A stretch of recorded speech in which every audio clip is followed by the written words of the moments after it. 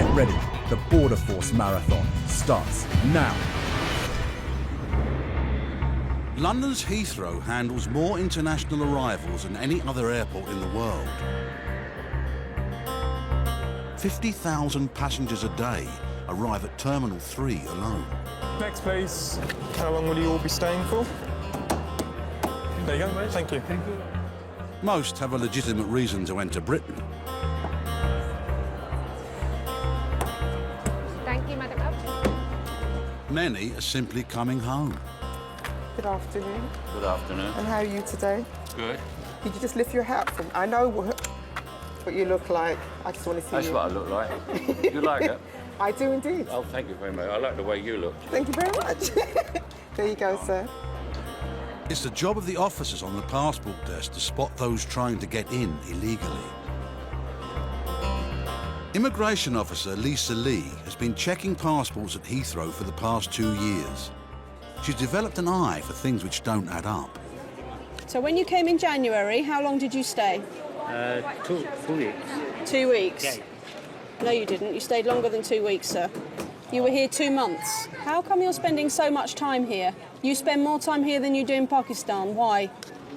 No, I'm working as a business only purpose. All right, sir, I need you to take this piece of paper, please. I need to make some inquiries, OK? You need to take a seat over there.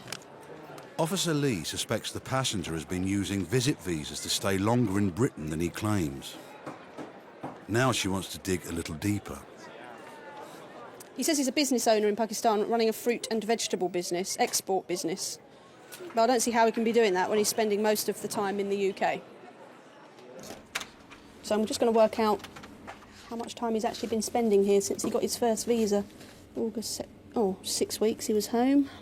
I conclude from my investigations that this gentleman is living here. He's out of 30 months, he's spent 26 and a half months here. Of course, we don't know what he's actually doing while he's here, which is what we're going to attempt to find out. OK, sir.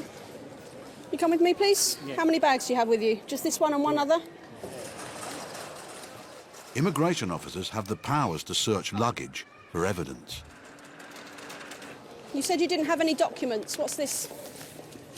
OK, this is a notice from Company's House saying your accounts are due for your company. You're supposed to be a visitor in the UK. Why are you running a company here? Why have you got this? No, company, my now is my company. It's your company? Yeah, it is, because it's registered here. Why would they have a detail of your company? No. OK. All right, so bags on the trolley, please. We're going to go back upstairs. Upstairs is where the formal interview rooms are. Officer Lee is now going on record, and her visitor has asked for the help of an interpreter. When you are here, are you spending all your time marketing your business? Yes. Because I'm not satisfied that you're just visiting the UK. You haven't given me sufficient information, and I don't understand some of your answers. You're not giving me explanations as to why you need to fly here. The basis of what he's saying is that he's been here pretty much solidly since October 2005 to market his fruit and veg business that he runs in Pakistan. He's not had any orders from anyone in the UK for that whole time, and yet when asked why he's sending money back to Pakistan, he says it's for packaging and boxes, even though he's not actually sold anything to package or box. He must be doing something to earn money. I'm not satisfied about what you've been doing for 26 months because you can't explain. So how can I be satisfied of what you're going to do this time? There's a high likelihood that he's been told to stick to a simple story. We see it quite often. It's an unbelievable story, and yet if you stick to it, what can we do? And it's very probable that he's heard through the grapevine. Don't tell him anything, just keep quiet. Don't try and include too many people in it, and if they can't prove anything, then you might be all right. Officer Lee has heard and seen enough. For the final decision, she will consult her boss, the Chief Immigration Officer. His sole purpose in coming to the UK is to be to market his business in the UK, not as a visitor. Well, if that's what he's actually doing. If that's what he's doing, but if that's what he's doing, we haven't got evidence singularly otherwise. We unsuccessful, don't have any pay slips or anything like that, or any NI numbers or anything like that to say he's working. I think he clearly forced to be refused. I think we'll cancel it on the basis of it. Okay, do a change of circumstances then, yeah. Which will give him the right of appeal before removal if he chooses to exercise it, and that's fine. Okay, the passenger is being refused entry and he will go back to Pakistan. The earliest flight is tomorrow morning, so he's going to remain in our holding room overnight because unfortunately it's too late now to get him a bed for the night and get him back here in time for the flight, which is at 5 to 8 in the morning. OK, sir, this is the reason why you've been refused entry. Do you want me to read it to you, or would you like it translated? We had lots of evidence to work with, and whilst we didn't get a confession as to exactly what he was doing, we were able to establish that he's not just a visitor, and so essentially he's using the UK as a base for whatever he's doing. And there's enough reason there to cancel his visa because he stated when he applied for it he would come for a 3-week holiday, and he's spent 26 out of the last 30 months here. The passenger was detained overnight and placed on a flight back to Pakistan the following day. More than 5 million passengers a year enter the UK through the port of Calais. For those trying to cross the channel illegally, they have almost 5,000 trucks a day to choose from. British immigration officers have been based here since 2004. On duty tonight are Officer Bridget McCarthy and her team. It's their job to check lorries for clandestines, as they call them. OK, we're in the Calais freight lane. It's now just gone 4:30 in the morning. Got a team of 4 of us in the lanes. One of the officers is doing the board, taking down the registration of the vehicles. Someone is speaking to the driver, checking the cabs, and you've got 2 of us doing CO2 probes. That's putting them up inside the soft-sided vehicles and seeing if we've got anyone breathing in there. If we do get a high reading, then we'll be going in on the vehicle. What's happening now is we've both got a high reading on this particular one. The driver slept in Calais, he's just stated. He's got a tilt cord, but it's not secured to the seal or padlock, but he has got a padlock, so we're both going to go in and just hopefully there's no one here. 3/4 of all the trucks that come through this port are stopped and searched. In 2007, the Border Force stopped nearly 12,000 clandestines. No one knows how many get through undetected. Around this area of France, they get different pockets of different nationalities. Up on the Belgian borders and further into Belgium, there's a lot of Indian clandestines hanging around. Around this area, coming into the port and on the motorways in France, you've got a lot of Afghans, Iranis, Iraqis, and then illegal entrants claiming to be Eritreans. Just going to go under. You got your passport? The team can check and clear a lorry every 2 minutes. But if their CO2 probes pick up signs of life, the search may take a little longer. Claire had a high reading at the front, so that's the reason we're going to be going in. Now we're going to need to have the side curtain off, please. No, nothing close. The team know from experience that if clandestines have picked up a truck to hide in, they'll root as deep inside as they can. We've got one here, guys. Do you want to let the chief know, please? This door was slightly open, but it wasn't closed properly. And we pulled it, and inside we've got a young male Eritrean that's in here. He's fine, he's a bit distressed at the moment and upset. I think he's only upset because we found him, love him, that's all. But we're going to get him out now, have a talk to him. Claire, can I have the torch, babe? We've got a few more here, guys. There's more than one. There's more than one, guys. Guys, how many people speak English, please? Is anyone hurt? You're all OK? At the moment, it's 2, or it's at least 4. I've just had a shout of 4. It's at least 4? At least 4 inside machinery. We've got 4 we can see at the moment. I think one of our people here might be a female. Guys, where did you get in? Anybody going to speak to me this morning? No? I've not been in there myself at the moment. I went for the officers to keep searching it, but it looks like it's some sort of kind of generator. I'm going to start getting them out. Okay, keep them there. Good boy. Be careful, sweetheart, be careful. For each clandestine, the truck driver and freight company can be given a fine of £2,000. You speak English? No English? OK, no problem. We won't deal with them at the moment. We'll just let them get some air if they've been inside there. You all right, sweetheart? Looks like we have got a female here. Oh, and she's a baby as well. She's a young one. You all right? It is a difficult moment. I mean, my priority as a chief immigration officer is to make sure that these illegals are okay. That's priority number one. They've been inside a sealed container there for some time. Thankfully, they look healthy. I've checked with them now. They're all okay. They're chatting. So we're just now going to deal with them and process them. I personally don't have a personal opinion while I'm at work as to their reasons for coming. You know, we've got a job to do, and we do the job to the best of our ability. And they're not supposed to be travelling this way undocumented to the UK, and we have to do our job to stop them. We don't take any pleasure in it. It's just a job we do. We get on and do it, and that's it. Where did you get in? Belgique? Belgique? No?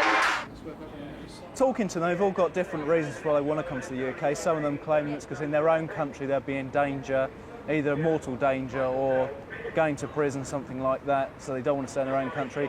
Some of them are under the impression that it'll be a much better life if they make it into the UK. There's much more opportunities for them to have a family, to find work, etc., for an education sometimes. So they've all got individual reasons.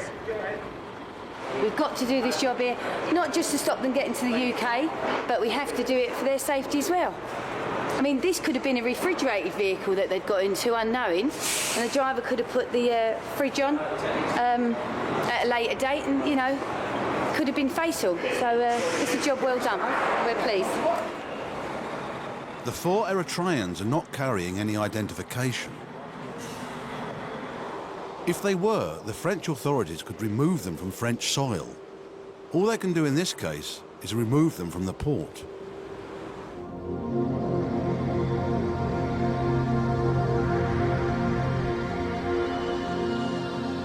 Almost every minute from 5 in the morning to midnight, a plane load of passengers arrives at Heathrow.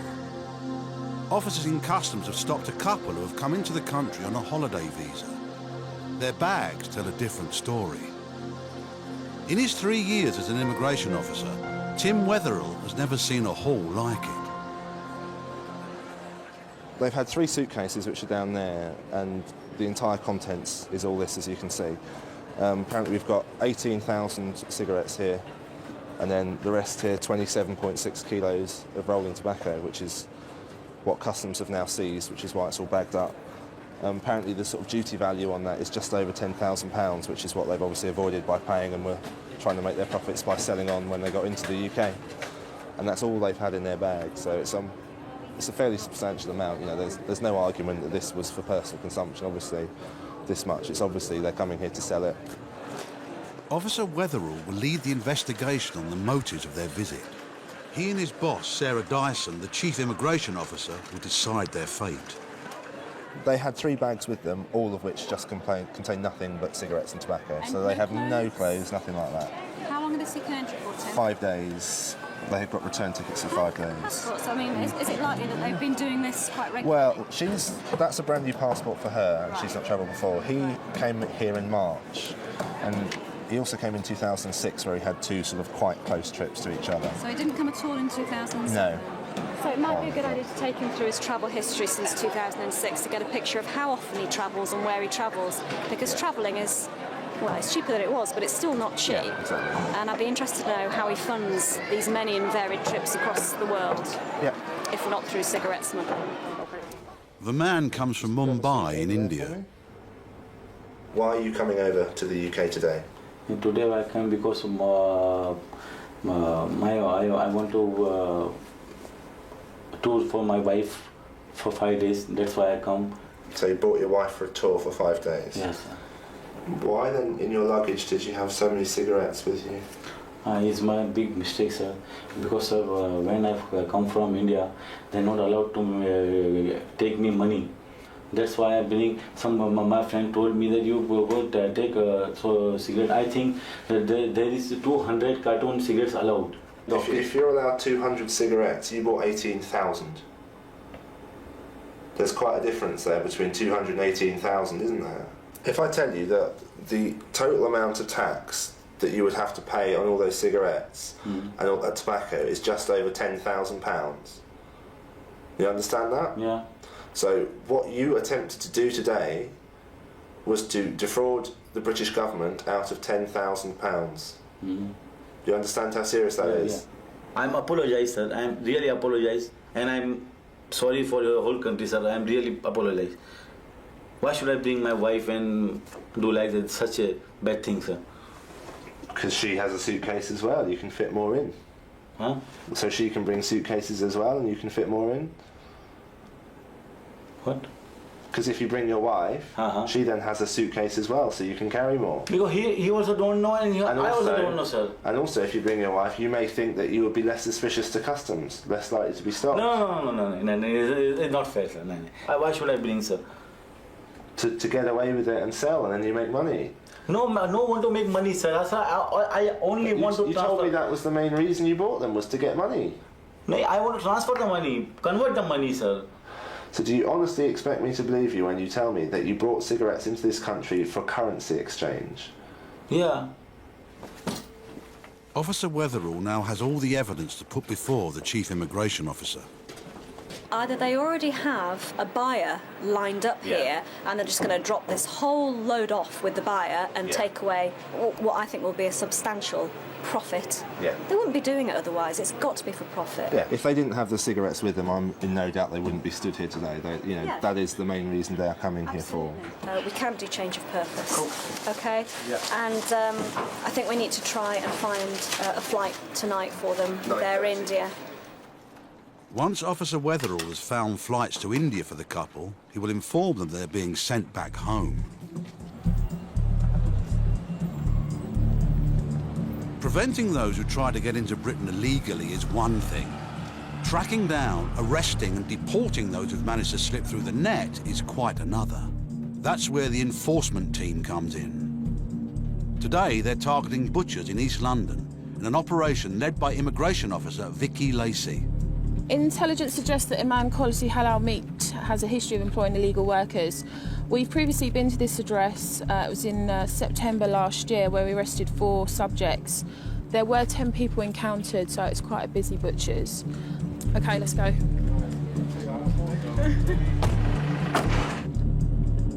It's predominantly Asian population, Pakistani, Indian, Bangladeshis. It's a very tight community. It's a very busy shopping street we're going to. We will just generate a lot of interest from being there. We've had feedback from people that we've previously arrested saying, oh, we knew you were coming because, you know, the phones start going, the vans are on the road. Is it going to be us next? So it should be interesting.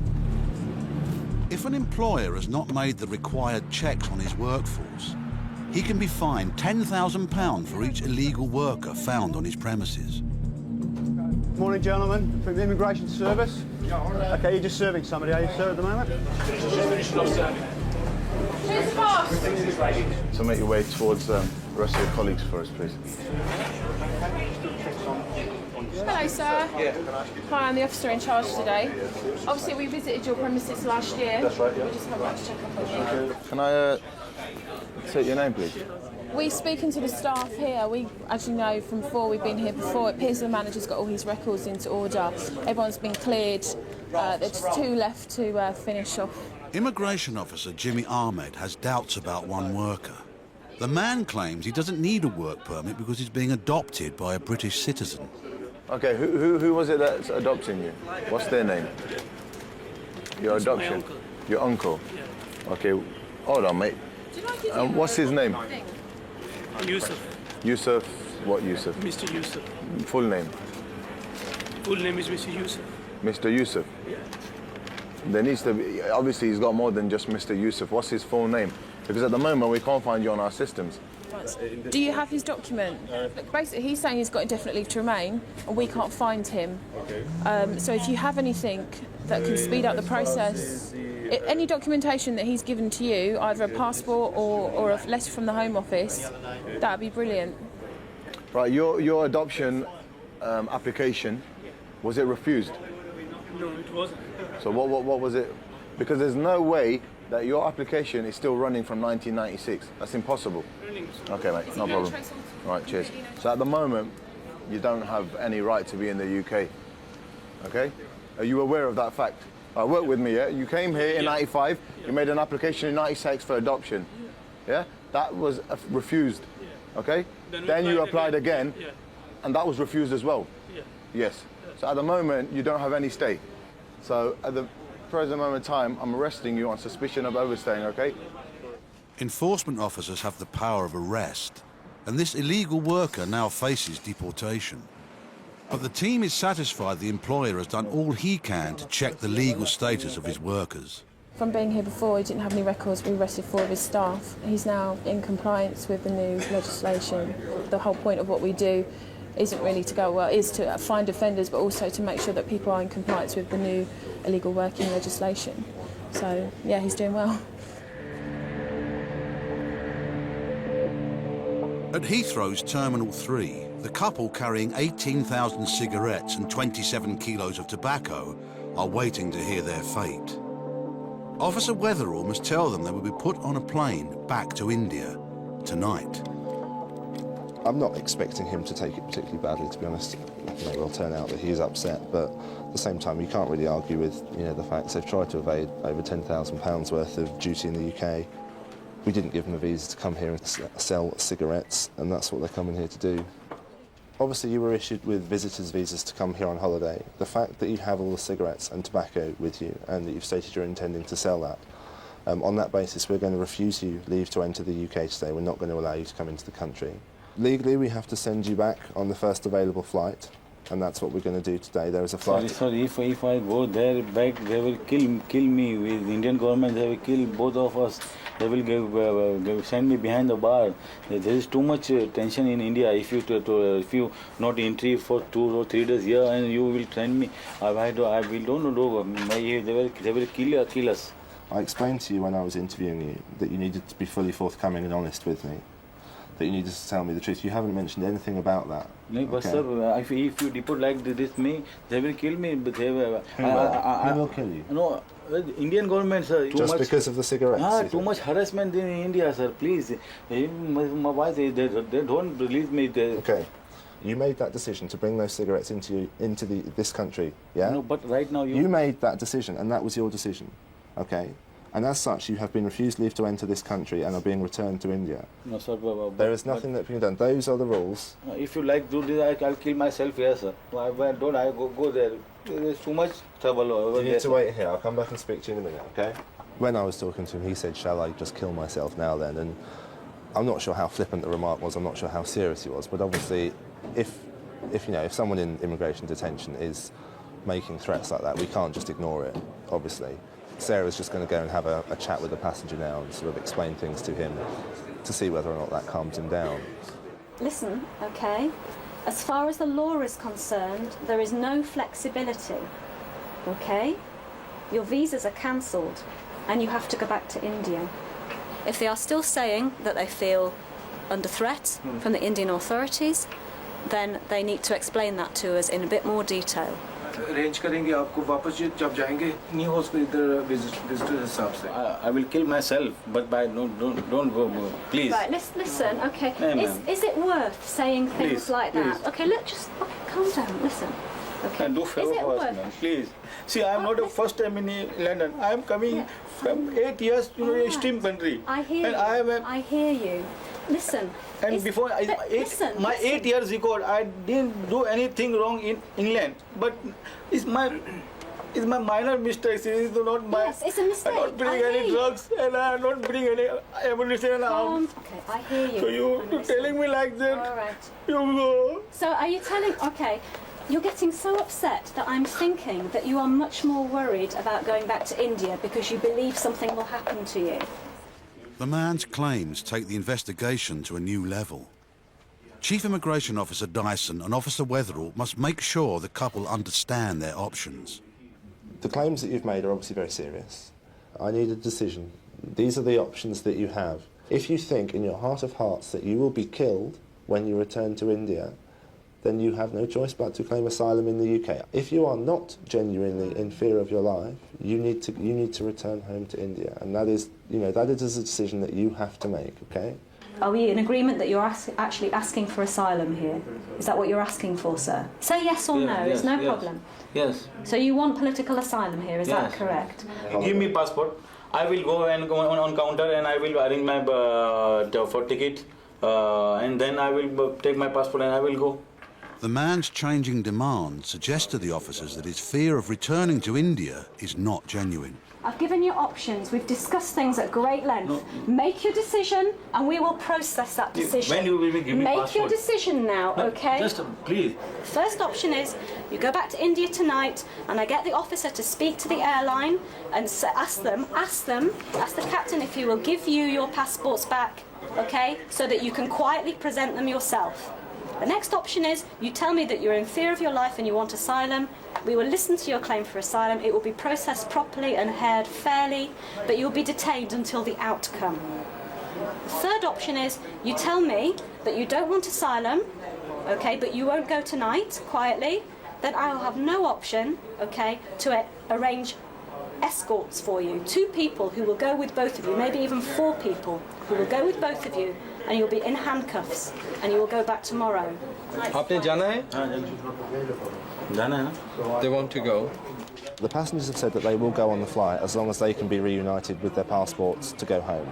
So I was just checking that the airline are okay to give them their passports so they can arrive in India as normal arriving passengers. They've been refused entry because their visas are not valid for the purpose for which entry was sought, i.e. coming to sell goods. And I just want to satisfy myself that they'll be treated okay when they get to India. They've not been convicted of anything, Yeah, it's just that their visas are not valid for this purpose. No worries. Okay, so I would like them to be treated okay, yeah? It's been 8 hours since the tobacco smugglers were caught by customs. Their deal with immigration means the only thing the Indian authorities will know is that they were refused entry to Britain because they changed the purpose of their visit.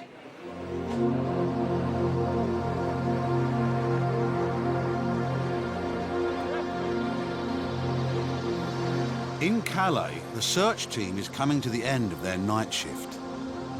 Rush hour has started. Truck drivers head for the morning ferries after a few hours rest. It sounds like our colleagues have got some another find of people in the shed next door. It's a hard-sided vehicle as well. Hello, guys. It's a huge find, and the clandestines haven't even bothered to try and conceal themselves. 8, 9, 10, 11, 12. 16. Basically, you can't see the back of the lorry because there's just so many of them in there, just sat on top of a load of yogurts. Where? Belgium? Where have you come from? Any miners in there, Dave? Any female miners? No ladies, no? No ladies? Where from? Where are you from? Afghanistan, yeah? Afghanistan. Yeah. Right, guys, can we have them out one at a time? Come on, gentlemen. The team regularly stops Afghanis from entering Britain illegally. Of all the clandestines caught at Calais, more are from Afghanistan than any other country. Yeah, they're very pleasant guys. They don't seem deterred by, I think they'll be gutted that they're being found. Yeah, everything's fine. Yeah, again, the main concern is with the people you find in the back of these sealed units. First priority is, are they okay? And as you can see, they're smiling, they're okay, so there's no problems there. What's happening now is the guys are going in to make sure that it is all clear before they declare the vehicle clear. We've got a load of chilled goods for supermarkets that have obviously been damaged a little, but not major. Yeah, it's just chocolate desserts, tiramisus, panna cottas, profiterole rolls. As you know, this is a refrigerated vehicle. It's running at +2, I believe, between +2 and +5. It is cold. They're well wrapped up. I've just put my hands in there, so it's pretty cold. Evidence that they've been in there a little while. It's not very hygienic, obviously, but they've been quite careful in filling a bottle like that. Border Control keeps a record of every clandestine found.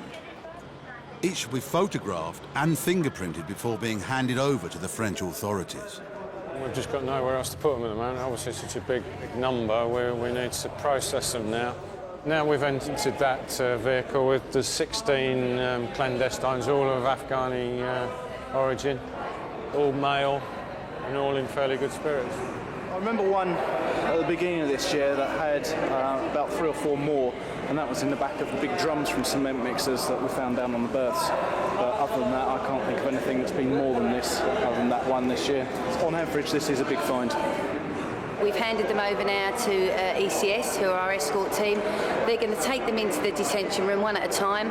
G4S will search them, put them in detention. That's going to be a long process because, as we know, there's 16 of them, so it could take an hour and a half, maybe, don't know how long. All 16 Afghanis, none of them carrying ID, are escorted out of the port, free to join the clandestine community in Calais, and free to try another day to cross the Channel illegally.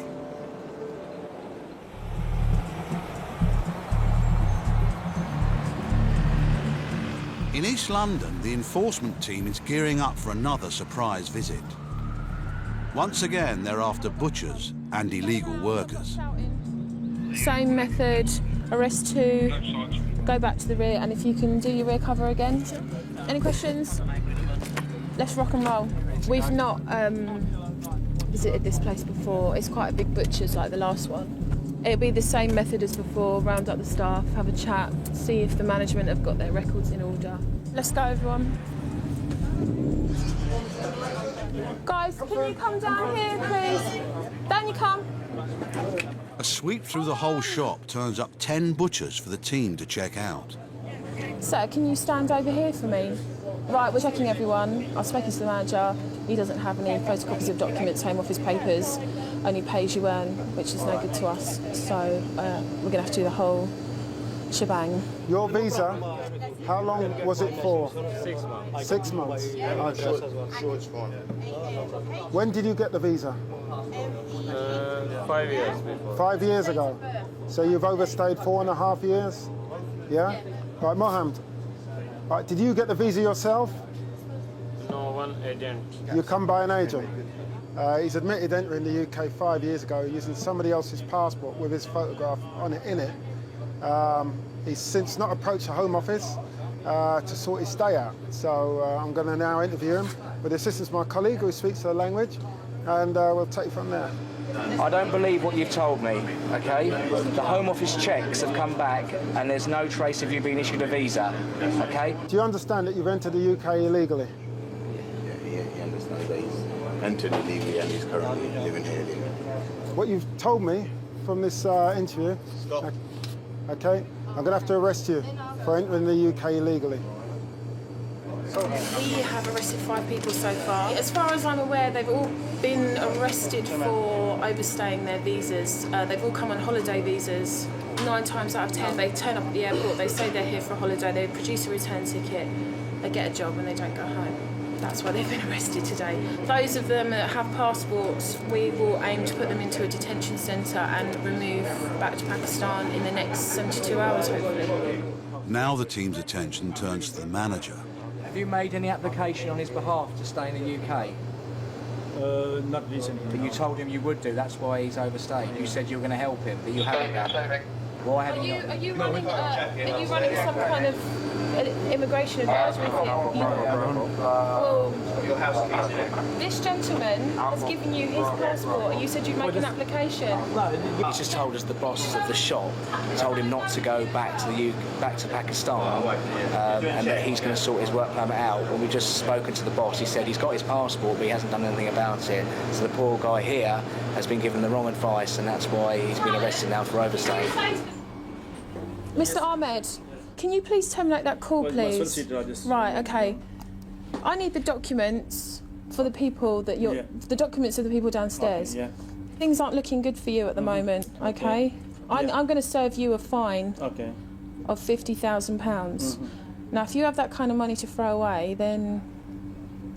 You know, you're going to have to prove that you've done all the relevant immigration checks to employ these people legally. And from what I've seen at the moment, you don't have that. All right, so you're going to have to contact your solicitor. Yes, Bringing 2 prisoners out. With the arrest of a 6th illegal worker, the manager could have another £10,000 added to his fine. In her 3 years at Terminal 3, Immigration Officer Kay Lomas believes she's seen every trick in the book. But now she's faced with a visitor from Turkey who says he's got an official but personal message for the Queen. This gentleman has turned up from Istanbul. He claims that he's coming to visit the royal family to deliver an invitation to the opening of a yacht club. We don't have a problem with that as such, so long as, one, he is expected, and two, that it's obviously a genuine occasion. I wouldn't expect to be invited to something with a letter like this. Its language is colourful, it's not even square on the paper, and given the nature of what he says he's coming to do, contact a member of the royal family, there are obviously security issues and personal safety issues, so we do have to go into this a little more carefully. The person you need to talk to is the Christopher Sandemus, because he's the only contact that I have with the palace. Is this the letter for the Queen? That's the letter that's going to the The Queen. official copy? No, it's sealed. This is why we're hand delivering it, because it was hand sealed with a wax thing. So that's why we're hand delivering it, because it just wouldn't go in the mail. Seems really genuine, doesn't he? I think. I'm a bit more convinced now that when I saw that one, and it was just on the back of that rough paper, I thought, you wouldn't hand that to Her Majesty. But now seeing that sealed letter, I think, ooh. I don't think she's going to go to that opening, though. I don't think she'll be too busy. It's only next month. Never phoned Buckingham Palace before. I've got a valid reason to call the royal household.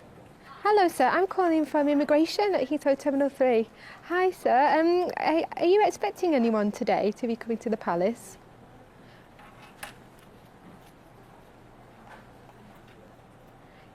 He really is doing that? He really is doing that, yeah?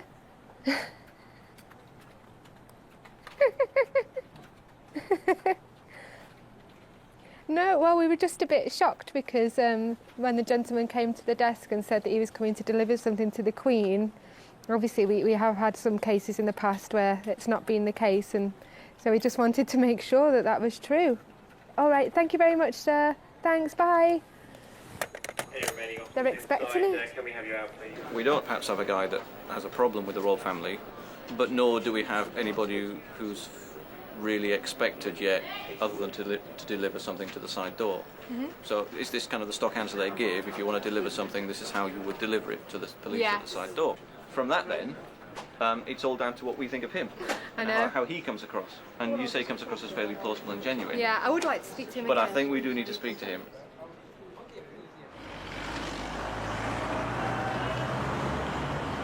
The enforcement team has raided 2 butchers and made 7 arrests. But 5 of the detainees don't have passports, which the team needs to remove them from the country. They have no choice but to grant them temporary release. Right. Also be aware, you're not allowed to work. No more working. You understand? Right? You're not allowed to work.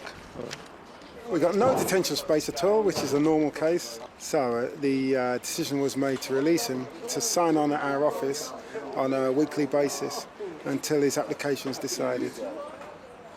Out of the 7 that are arrested today, 5 have been given temporary release to Beckett House, which is an equivalent of kind of like a police bail.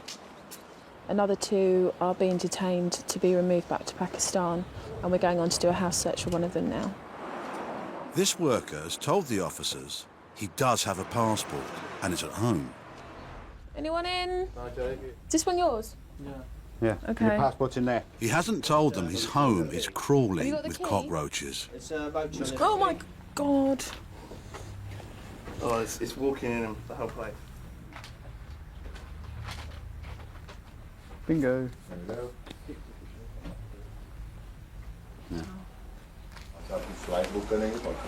I can't have... No, the whole floor's moving. No.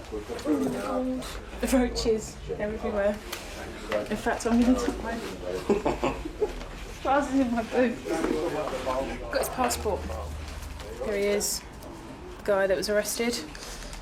And his holiday or visit visa, which expired 28th of February 2007. It's time for him to go home now. The 2 detained illegal workers are later given temporary release until their removal from Britain can be confirmed. 4 of the 5 released on the street did not comply with reporting conditions. They have been circulated as absconders on the police national computer. The owner of the butchers was fined £25,000.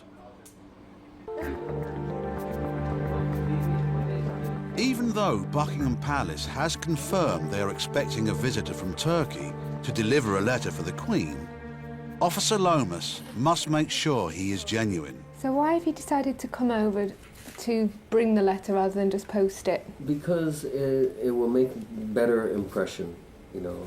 It makes a better impression if someone gets on an airplane, flies 4 hours, brings an envelope that's been sealed with wax, which is an ancient kind of tradition, that even if the Queen says, you know, I can't make it, you know, she might send somebody else. She might say, you know, that's, you know, pretty interesting that someone did that. So it's to make an impression. Can I just borrow this document? Yes. I shall return it shortly. I'm doing this to make things happen a bit quicker. Come on, wait outside. Oh, okay. I'm happy that he's coming to do what he says he's coming to do. The people he's coming to see are happy for him to come and do it. He's likely to return when he says he's going to return, and as a chief immigration officer, that's all I'm interested in. He's happy, he understands why we stopped him, and he's on his way. There we go, sir. Good luck with your letter. Thank you very much. Thanks for your Take work. care. Bye, sir. Take care. They're protecting Her Majesty's borders, and someone who's going to get close to the royal family, they want to know more about that person. That makes sense to me. But I wish it took a shorter time. Heathrow is one of the busiest airports in the world. At Terminal 3, there are 50,000 passengers arriving every day. Next, please. How long will you all be staying for? There you go. Thank you. Most have a legitimate reason to come into the country. Thank you, madam. Okay, thanks very much. It's down to the immigration officers at the desks to spot those who don't. Officer Neil Newbury started working at Heathrow after doing a maths degree. Today, he stopped a student returning to Britain after a trip home to India. But the border agency suspect Mr. Singh's college in London may be bogus. When you get these sort of letters confirming, yes, the student is studying here, yes, he can go on holiday for this amount of time, it's usually printed out on a better quality paper if it's a genuine letter. I mean, I could probably print something like that up myself, given a little bit of time on my own computer. So it's not looking great for me at the moment, if I have to be totally honest. Officer Newbury wants to find out what the passenger is doing in the UK. He starts by checking Mr. Singh's luggage for clues. You work here? Where do you work? At Tesco's. What do you study, sir? Computer science. Okay. I found a lot of information about his studies, a couple of quite large textbooks, so that's a lot of things in his favour. At the moment, I'm sort of changed my mind. I'm thinking he may be genuine now, because he's certainly got the work with him to confirm that he has been studying here and is intending to complete his qualifications. But it's time to dig deeper. Officer Newbury must make sure Mr. Singh is sticking to the rules. As a foreign student, he's only allowed to work a maximum of 20 hours a week. You say you also work in the UK? Oh, yeah. As where do you work and what do you work as? Tesco's. Nights. What does a night shift involve? What hours? It's basically one night shift is 7.5 hours. So in total it's 15 hours. Okay, if you'd like to follow me, please. Before giving Mr. Singh the all-clear to enter the UK, Officer Newbury must be sure he's telling the truth. Gov.uk. He gives Tesco a call. Yes, he's returned back to the UK from a holiday abroad, and we just want to confirm with yourselves his hours of work and how long he's actually worked for you. 36.5 hours. Okay. Even if he is actually attending his college on a rare occasion, the fact is Tesco's have confirmed he's doing 36 hours a week work for them, and as a student he can only work 20 hours a week. There's no way around that. So, yeah, he's in a bit of trouble there. Okay, Mr. Singh, come over here, please, sir. I'll ask you a few more questions, okay? I'd like to follow me, please. You've already told me you're aware that you can only work 20 hours as a student. In fact, Tesco have told me that you've been working 36.5 hours a week. It's only possible because that's a night shift. So it doesn't sound like you're studying to me, to be honest. Do you now know what will happen to you? You've broken the conditions of your study visa, so your visa will be cancelled today. Whatever you want me to do, I can. There's nothing that you can do now, sir. There's actually no university in whole India. You should have thought about that before you started working full-time in this country. He's obviously very desperate to stay here. He's saying he wants to complete this course. Obviously, he's extremely desperate to do that, but I'm afraid for me it's going to fall on deaf ears because he had his opportunity a little while ago to come clean to me when I asked him the first time. He's had his opportunity again to come clean with me, and he lied to me twice, and I cannot sympathise with someone like that because he lied to me. Mr. Singh must wait before finding out if he can enter Britain. It's the Chief Immigration Officer who will confirm this final decision. I think on balance, the fact that he has worked in breach, I think that's significantly enough to go down the change of purpose route. No, unfortunately, you can't work here solely to support your studies. Genuine students are meant to fund their education from their sponsorship or from other sources, and they can't just work in the United Kingdom to fund their education. Okay, I've spoken to the Chief Immigration Officer with regards to what you've told me and what Tesco's have told us, and we decided to refuse your entry to the United Kingdom today and cancel your visa, okay? There's no chance. Afraid not, no. You've worked in breach of your visa conditions. There's no way back from that, I'm afraid. Working full-time weekly can generate a lot of money, which can then be converted into a lot of money in their country. So there's a lot of money at stake. If we had the time to actually sit down and really question and thoroughly examine every single student that comes through our borders, I think we'd find an awful lot of them that aren't actually studying here or aren't actually meeting their conditions of their visa. Unfortunately, with the amount of people we have coming through just this terminal alone, there's absolutely no way we can catch every single person. Mr. Singh spends the night in detention before boarding the first available flight back to India. Britain's border force faces its biggest challenge in France. Every day, almost 5,000 vehicles cross the Channel from Calais.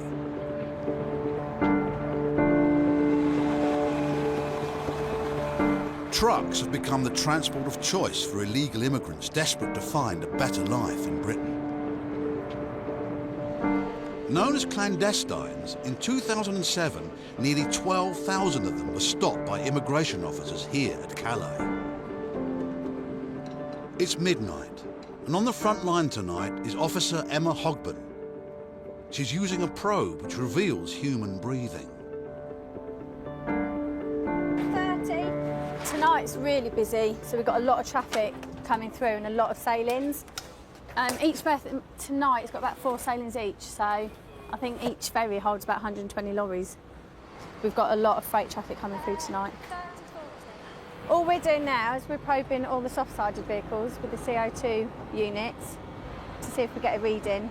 They measure the amount of carbon dioxide that's in the vehicle. So the lower the reading, the less carbon dioxide there is. And obviously the higher the reading, the more there is, which would indicate to us that there's a possibility of people being inside the vehicle. If we get a reading, then we'll have to open them. Officer Hogben is not the only one involved. Other search teams are also at work, and they might have just found something. You all right in there? We've got 2 colleagues in there at the minute. There's about 6 people they think they've got, but they're right at the front of the vehicle. Ooh! Clandestines are usually friendly. Hello. Hello. Oh, And rarely aggressive or threatening. Speak English? Yes, why not? Where are you from? I'm from Afghani. Where? Afghan. Afghani. Iraq? Yeah. Are you from Iraq? Yeah. Yeah? Him? Yeah. How did you get in the vehicle? Did you come in to the side? We've got 6 males. 3 are claiming to be from Afghanistan and 3 are from Iraq. And what we'll do is we'll take photos of them in situ and then we'll get them out one by one where they'll be detained so we can serve papers on them.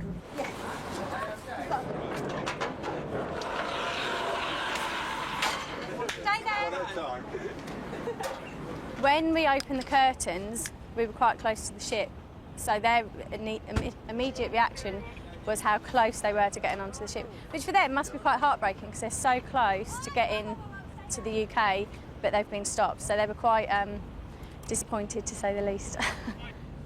For every clandestine found, there's the maximum of a £2,000 penalty for both the driver and the company which owns the truck. The ferries need to run on time, so the searching is relentless. Hello, can you sit down with your passport, please? The clandestines are cunning and the hiding places imaginative. Certain loads can be really difficult to search, and in particular tyres, because they can bury themselves underneath them and they're quite difficult to sort of climb across. And wheelie bins are also very difficult because they can get inside, so you have to crawl across and lift up each lid individually, so quite difficult to find people. And we often go home with really strange bruises as well from where we've been climbing in certain things. Officer Emma Matthews may be about to get some more bruises. The CO2 probe has registered a high reading in another lorry. I can smell. Okay. Yeah? Yeah. Can definitely smell. Just here. Can Stay you there. pass us the camera, please? Stay there. How many? 2 here. Just 5 months I was here in Calais. 5 months in Calais. And you speak English? Where are you from? Afghanistan. Afghanistan. Stop moving, please. Well, there's 2 so far, but good possibility that some more down the front. Just one more? There is another person 3? in here. Yeah. Yeah, there's another one here. There is, yeah, I thought there was. Hello. From Afghanistan as well? Yeah. Any more people? Just 3. 1 chance. They always ask for 1 chance. Their 1 chance to get to England. As soon as they get to England, then they can try and claim asylum. But can't give them that chance. Okay, you just wait over there. What, you stay in Calais for 5 months? No, I'm sure, quite frankly, this is probably the 3rd or 4th time in as many weeks or so that this has probably happened. It's all part of the routine that these guys go through in order to get through to the UK. The trickle has turned into a flood. More Afghan clandestines have been found in another truck. So 3 people? 3? It sounds like we've got another one further in who's actually crouched within a load of plastic. Basically, they're just rummaging to see if they can find some more. Oh, mate. Thank you. 1 chance. No. Stop asking. Why? Because. Come down, please. 1 chance. No. This way.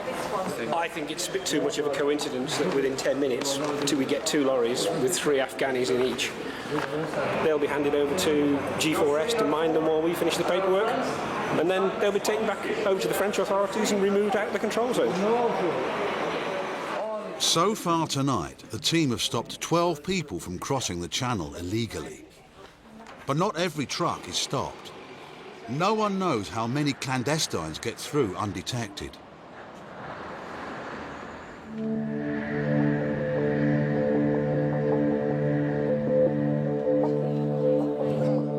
At Heathrow Terminal 3, there is a queue of people trying to get into Britain. Officer Tim Wetherall's been working these passport desks for 3 years and does things by the book. He stopped a man from Chicago who says he's here to spend time with his girlfriend. An American who is a basketball player. He's coming to the UK for 2 months. He has a Portuguese girlfriend here who he says he's coming to see. When I asked him what exactly he's going to be doing in the UK, he just said working out. The concern at the moment is that, the sponsor says she has enough funds to support him, and we have nothing to disbelieve that claim. The worry I have is that he may possibly have been working illegally in Spain, which obviously then we would have the concern that he would do the same here. The American and his Portuguese girlfriend have been living in Spain, which is now waiting for him in arrivals downstairs. Officer Wetherall won't let them see each other until he's satisfied the man isn't planning to live and work in the UK. And what is it that you do for work? Play basketball. Okay, so what is it you're actually coming over to the UK for today? Visit my girlfriend. But what plans do you have with your girlfriend with regard to sort of going forward? Obviously, she's just moved to the UK. Long term, do you sort of plan on moving here or planning on moving to Portugal, or has it not really been discussed? Actually, I'm planning on getting married. Okay. Are you engaged currently, or? Yes. I'm here because we're making our way to the embassy to take care of the part of the marriage. Okay. How long have you been together? Yourself and your girlfriend? Oh, man, y'all are God. Asking personal questions, man. Well, I mean, that's related to whether or not you'd be allowed to marry in the UK. That's why I asked.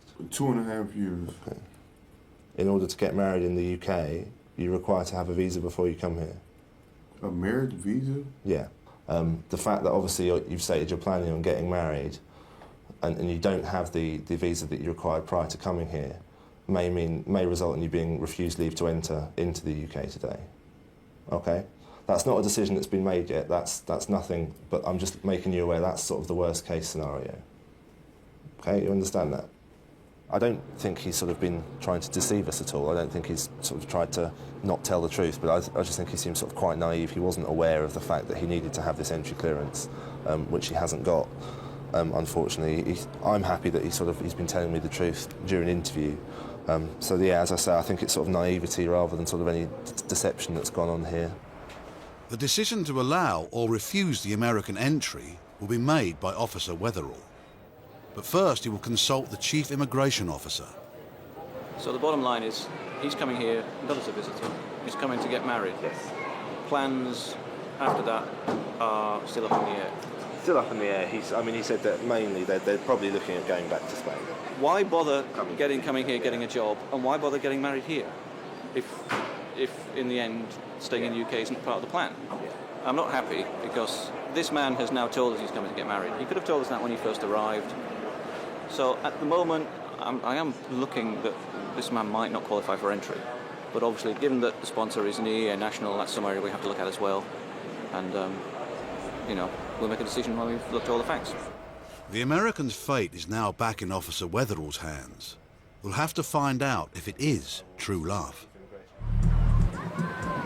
Illegal immigrants are living and working in all corners of Britain. Targeting the Isle of Wight today is a special enforcement team whose task it is to try and track them down and send them home. This border force is led by Officers Simone Shepherd and Jim O'Leary. They've been told 2 curry houses are employing illegal workers. They can never be too sure just how good their tip-offs are.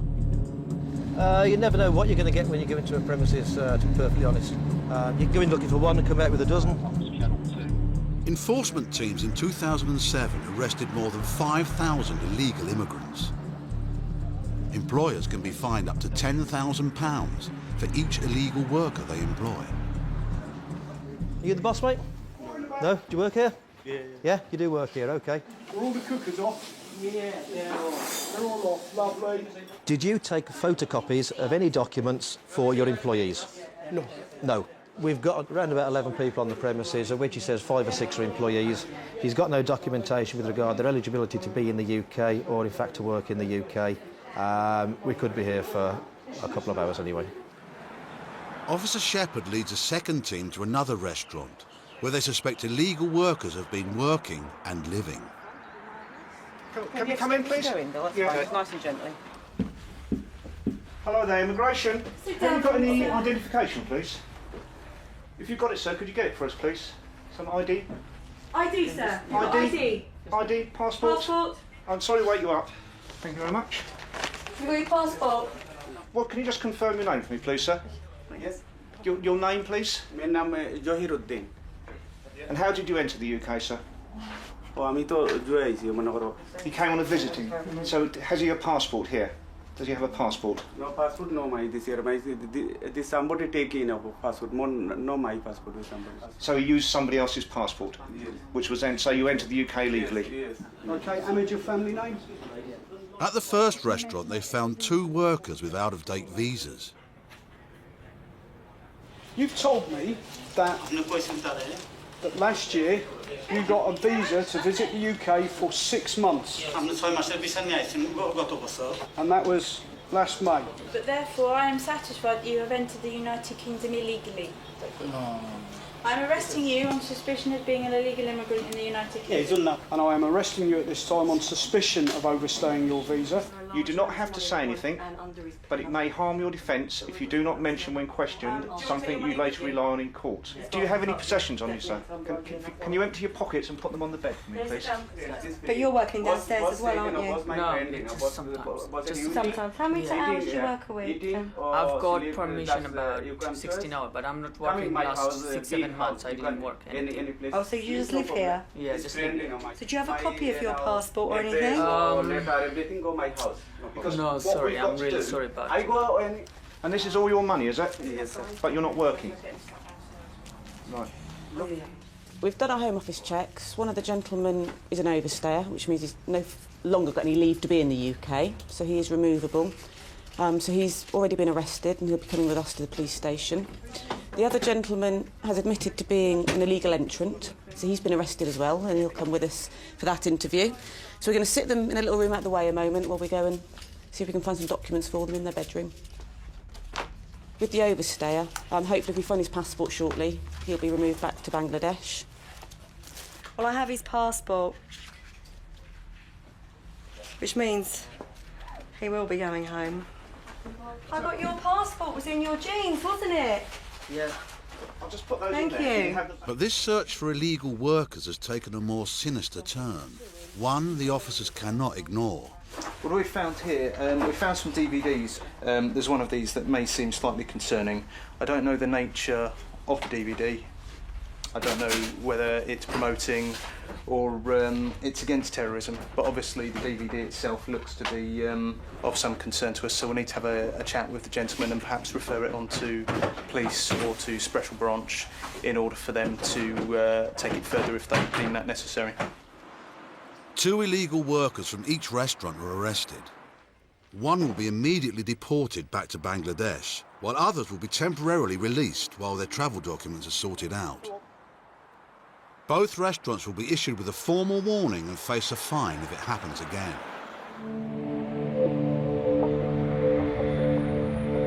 At Heathrow Airport, the flights continue to pour in. 1,000 planes land here every day. At Terminal 3, the American who says he's here to marry his Portuguese fiancée is still waiting to hear if he'll be allowed in. Well, I mean, as a visitor, he does not qualify for entry into the UK because he's coming to get married here. What we need to do now is find out to make sure he doesn't qualify for entry as an unmarried partner of someone settled in the UK. In order for him to qualify for entry, the parties have to have been living together in a relationship akin to a marriage or a civil partnership which has subsisted for 2 years or more. So how long have the two of you been in a relationship before? How long have you sort of actually been a couple for? Approximately 2 years and 3 months. And how sort of quickly after you got together did you end up living together? Did you cohabit straight away, or have you? No, maybe a year later. A year or so later. No, where's my fiance? She's in the arrivals area downstairs. She's actually at the airport. Okay. I got a confession, man. These last months to 2 months, man, I've been going through a lot. Okay. Man, my sister died. Yeah, your fiance told me. A couple of my aunties died. I just need to get away from the States. Okay. Because I can understand that, and you know. I just need to get away, man. And my getaway is my girlfriend. And okay. So I won't even get to see my girlfriend. There is a chance that you won't get to see her. No, I'm not going to lie to you, because she can't come up through security this way. Please, man. Again, that's not sort of cast in stone, and I haven't made any decisions yet, and no one has. But you know, I don't want to give you the hope that you're going to be able to spend time with her, as there is a chance you might not be able to. Okay. It sounds like he has had a hard time in the States. The fiancé stated that his sister was murdered back there, which is obviously, it's horrific for anyone. And we do take into account any compelling and compassionate circumstances. But given that he's also said that most of his family are still back in the States, I don't think we're if we were to sort of refuse him, if that's the decision that's made, I don't think that's unduly harsh, because obviously, he does have his family settled back there. The last time they saw each other was Well, no, he left to go back to the States from Portugal in February when his sister was murdered, and they haven't seen each other since then. I think we should refuse him entry, and I think we should refuse him entry as a visitor. On the basis? On the basis of the fact that he has few ties to his home country. Yeah. There have been some discrepancies between what he said about his relationship with the sponsor initially. There have been some discrepancies about what he said he was coming to do as well, because he didn't mention the wedding until later on. What about any compassionate circumstances that apply here? He's obviously very upset, and you know he's been sort of close to tears and in tears throughout the interview, to be honest. His main concern was whether or not he's going to get to see his girlfriend. I don't think that there are compassionate circumstances that justify granting him entry into the UK, but there may possibly, just to allow him to see his girlfriend, if we're satisfied he's not going to abscond, to possibly grant temporary admission. Temporary admission can be granted before a decision is made or after a decision is made. It's where we normally retain the passport and the documents, and it's where somebody is allowed outside on licence as such. They're not legally admitted to the United Kingdom, and they have to report back at certain times, and we would put a time limit on the temporary admission. The compassion of the immigration officers means he will get 1 day to see his girlfriend. Then he must go back to Chicago. Officer Weatherall will hang on to his passport. If you get the marriage visa, there's absolutely nothing stopping you coming back to get married here, OK? You're OK to go now. They're both on their way. Obviously, I think, you know, they're sort of unhappy with the decision, but happy to finally sort of be back together. I think we came to the sort of the right conclusion. Obviously, they didn't qualify for entry as a visitor. He didn't qualify for entry, so he was refused. But we've let them sort of have a day together so they can sort of see each other. When he applies for his marriage visa, assuming all's well, then he'll be sort of, you know, fine to come back here and they can get married and decide where they want to live. So that's the end of that for now.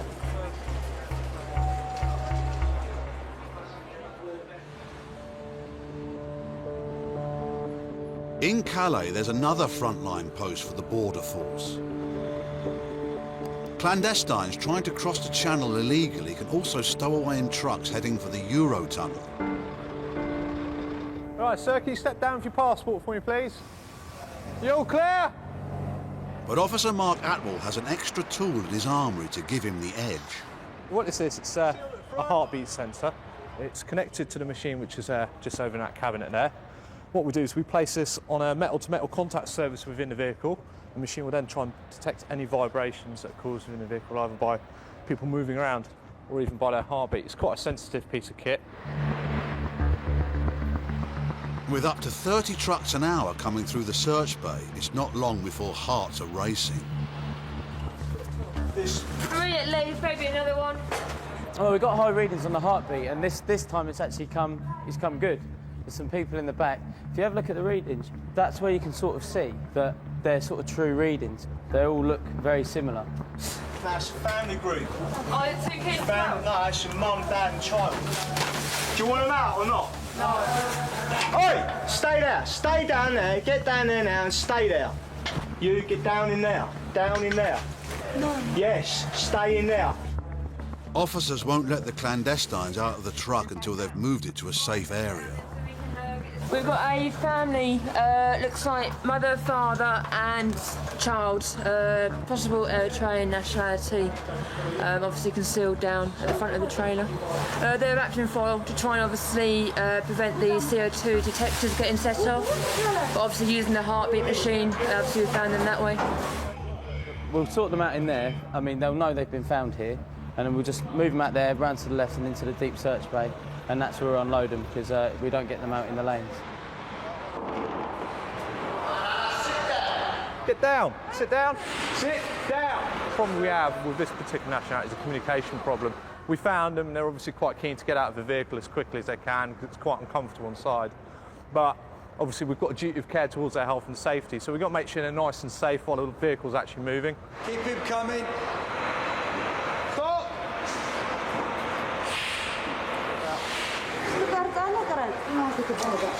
So this is sort of four? Four so far. Papers. You've got French papers? What was it? 4 people so far. I believe there's a 5th in there. But they're a bit agitated at the moment, so it's a bit of a delicate situation. Back right-hand corner, you reckon? One more! Okay, I'm coming. Where are you from? Where are you from? Stay there. You stay there. No camera, you know? You stay there. Hey. Stay down. Stay down. Stay down. The man's anger at the presence of the camera is a concern to the officers. If ever there's a risk of danger, they withdraw and contact the French police. We've got to think about our own safety and about the safety of illegal immigrants. So at that stage, we decided to withdraw out of the vehicle. We'll close the vehicle up and we'll call the people really in this area who know how to deal with it, which is the French police off Frontier de Path. They'll come in and they'll then now defuse the situation, hopefully. I'm trying! Come out. Close the door straight away. To avoid further provocation, the TV crew stopped filming. Come. 15 minutes later, unfolding events are captured on a camcorder. The clandestine climbs out of the truck. Officers can only look on, as in France it's not their policy to use their power of arrest. One of them has got very violent and he was kicking and screaming in the deep search bay in the lorry. So much so that he climbed up to the top of the roof, cut himself out, and as he got up onto the roof, he sat on top, he was threatening to jump off, he was screaming, he was threatening our staff, and basically the other four have played up to him. And so now they've walked out of the deep search. There's nothing we could do about it, but they're walking so far away from us that they could just jump into another lorry and come through. Yeah, it's a really extreme situation. The Eritreans are picked up by the French police and released outside the port area. Most clandestines rarely carry any form of identity to avoid being deported by the authorities. They're free to try again to make it across the channel.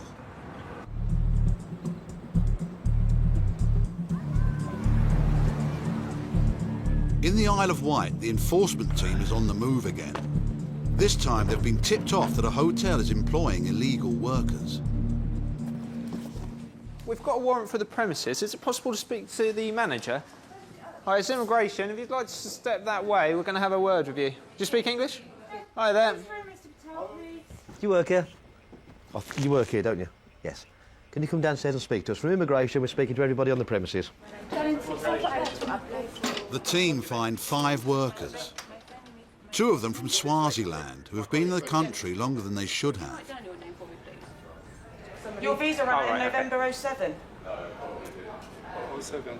07. Yeah. It's 2008 now. Yeah. Where is it you're studying? I'm studying here Where are you studying? in London. Usually In London? Yeah. And where are we now? I'm Isle of Wight. On the Isle of Wight. So how are you studying in London? Pardon? You used to go there sometimes. Are you studying in London now? At the moment I'm not in London. No, you're not in London, no. Okay. We haven't got any record of either of your new applications. 2 overstayers. They should have left the UK last year and the year before, actually.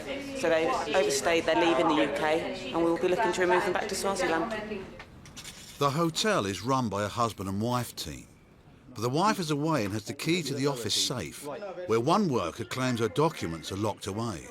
And yes, what's your name? Okay. Can you spell that for me? Violet. Violet. You're living on the premises here. Okay, so you've got a room upstairs, have you? Yeah. So where is your passport in your room? No. So the manager's got it. Have you got any other form of identification? Everything is in the office. In the rooms? No, in the office. In the office? All right. So have you lived in Russia before? Yeah, I'm not quite easy. Right. Have you ever had a Russian passport? No? You weren't born in Russia or anything? Huh? You weren't born in Russia? My mom, it's... Your mum's Russian, but you're Lithuanian. Lithuanians are part of the accession state, so are entitled under certain circumstances to work and reside in the UK, exercise treaty rights. Russians are not. Russians are still a nationality that require permission to be in the UK and permission to work. The officers need proof the woman is Lithuanian. She says her documents are in the safe, so they go to check her room. She doesn't seem to have a key to that either.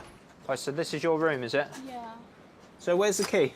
It's in the office. It was in this board with one small teddy bear and the key sticks. I don't know. It's on the big bunch of keys? And this board, it was in the office. Yeah. On the big bunch? And that big board. On the board? Wait, there is one big board like that. And it's not there now. Here. So there is no, I don't know, maybe someone take it. Okay, wonderful. Let's go back. She's telling us that all her documents are in the safe. We can't access the safe. There's the issue of the lost key, which just seems a little too convenient when you tie it in with the whole nationality issue. So they're going to get into her room. We can't find the key. We've given her lots of opportunities to give us the key. We can't find it, so they're going to make a forced entry into the room, see if there's anything in the room that might establish either way. At the moment, that's the problem, is we can't establish one way or the other. Stand on my bridge! Immigration! There you go then. Coming in.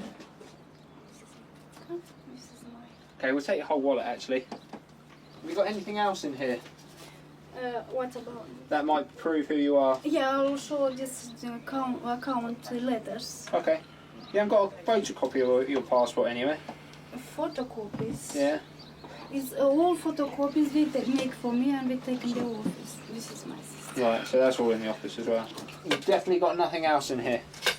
You see, unfortunately, Violetta, if we can't prove who you are, you might have to come to the police station with us. Go on, there you go. We'll go back round the front. You can't prove to us who you are. Okay, so we can't prove you're Lithuanian. So I'm going to arrest you on suspicion of illegal entry, and we're going to go to the police station. Okay, you don't need to get upset. Okay. No, but for what? We can't prove 100% that you're Lithuanian. Okay. So we're going to arrest you now and take you to the police station, and we're going to sort it out there, where we can sort it out much easier. So I'm going to arrest you now on suspicion of illegal entry. So good to go there. She seems quite sincere, but there's too many cases where we come across, you know, they've been sincere and it's not the case. I mean, you need hard proof. You can't go on your feelings, really, unfortunately. The woman is the fourth member of staff arrested. As the officers search her room more thoroughly, they find a Lithuanian passport after all. But it's not hers. We've made a search, we've located a Lithuanian passport that's actually been reported stolen or lost in 2004. The team also finds her genuine passport, proving she's from Moldova, which is not in the European Union. That's the Moldovan passport. The Moldovan passport's actually expired now, and also the visa inside it has expired, hence she was using the Lithuanian passport. Immigration officer Steve Hassler has been helping to man the border at Terminal 3 for 2 years. He stopped a passenger from America who's come to London to do some teaching, but he doesn't have a work permit. As usual, his bags will be searched before further questioning. Am I going to recognise anyone, am I? No, I can recognise anyone. No, okay. This is not what he expected to find. So how many you got altogether? I think I've got about maybe 12 or 13. So these are what, for the students and stuff, is it? Yeah, they work on, we do it on television. And everybody gets a copy. And we learn how to do it. So it's all pulls, no strings, eh? Okay, sir. Right, we'll pop them back in there now. We've seen them. It's not every day you have a bag search and you find 15 puppets in there. So clearly, it's more than just a holiday. You know, he's coming here to work. I mean, he's admitted much. You know, he's got his itinerary in there that we can have a look at. He's also mentioned that he's actually got a website about his tour to the UK. There you go. He's holding a UK tour. He's got 5 venues. People are going to be charged £59 per person to come in and to work with him in one of these workshops. So clearly he's coming over here, he's making money. He doesn't have the work permit, unfortunately. Just want to take a seat. If I may ask you just to sit in the far corner. So why have you come to the UK? Half vacation and half to teach my classes. Okay. How much do they pay? You? They're paying me between 200 and 350 pounds a piece. Is that per workshop? Per workshop. Okay. The main premise of the work permit is that you are given a permit to come over and to work in the UK. Yeah. That's the problem that we have at the moment, okay? It's just a bit disappointing that not one of the colleges, while he's arranged to come over and teach, I've said to him, well, you actually need some sort of visa. Considering they'll get international students there all the time who have to have visas to study, I would have liked to have thought one of them would at least realise that he needed a work permit to come and teach. Apparently, yeah, he's got 4 Emmy Awards for work he's done on Sesame Street and the Muppets as well, so, you know. It'll be a bit disappointing when I have to tell him he's refused, you know, but we'll see. Anyway, we're going to refer it to the CIO, obviously, get his feedback on that, and we'll take it from there. Officer Hassler knows the Chief Immigration Officer cannot let the puppeteer enter the UK without a work permit. But he may offer a compromise when it comes to the passenger's detention. I don't think he's a case for the holding room, is he, really? Not at all, no. I mean, for temporary admission. Yeah, definitely. That's what I was going to recommend, that we give him, you know, I don't know how long you wish to give him, 1 or 2 days. The first... I think we give him till late tomorrow. Well, there's a flight at 15:30. Temporary admission will allow the passenger to come into the country only until his flight home the next day. He took it quite calm, actually. I mean, I thought there would be a little bit more emotion there. If we were to let him in, then what's to stop us letting everyone in? You know, we've got to be fair to everyone. Yeah, in this instance, you do feel genuinely sorry for him. It's going to impact on him greatly, but you know, we've just got to do it. In the Isle of Wight, the woman who claimed to be Lithuanian is starting to come clean about her background. She said, my name is not Violetta, it's actually Natalia. She came out with the details, which we'd already ascertained from a Moldovan passport, which we suspected was her, and she just confirmed that. Whereabouts were you born? Moldova. She's told us that she doesn't want to go back to Moldova, and the reason she's come over is because somebody was hurting her over there. She's obviously very, very upset about the whole situation. So we'll treat her nicely, we'll have a chat with her in a minute, and look to remove her back to Moldova. I'm very sorry because I did lie to you.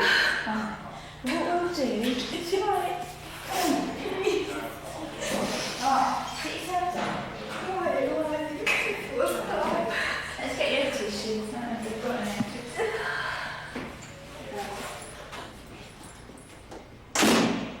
She's a sweet lady, actually, so you've just got to sort of detach yourself from it, really. At the end of the day, she's still an offender, just like everybody else who we come across. So we've got to treat her as such. Can't make any special allowances, unfortunately. The woman will be sent back to Moldova. 2 workers are removed to their homelands, Swaziland and India. A 4th is given temporary release while a claim she is making about her human rights is decided. Give me a call at any stage. The hotel is fined £10,000. At Terminal 3, it's time to go back home for the quiet American teacher and his puppets. Hello! I'm a monster, and I'm going back to the United States today, and I am very upset about that. Yes.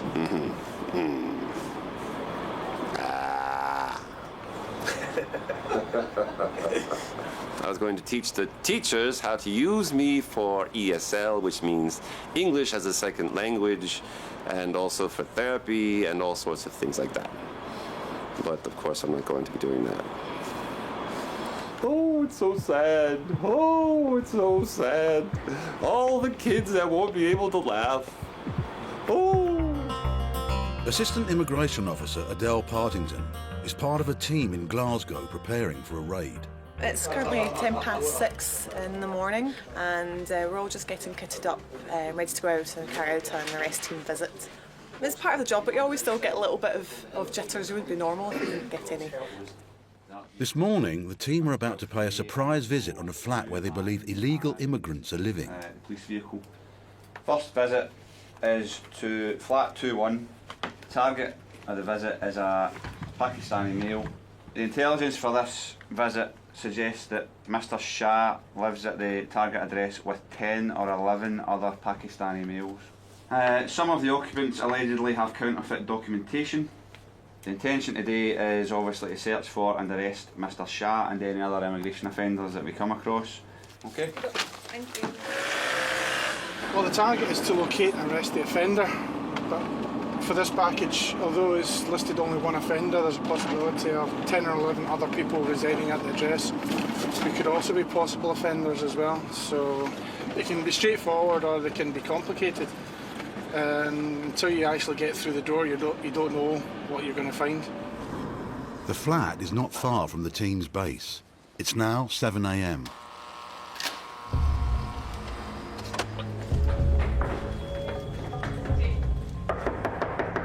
Can you open the door, please? It's immigration, please. Not there, don't they? It's immigration and police. We've got a warrant to be here. Can you take us through to your living room, please? How many people are in the premises? Can you have a seat, please? It appears the early visit has paid off. The occupants were still in bed.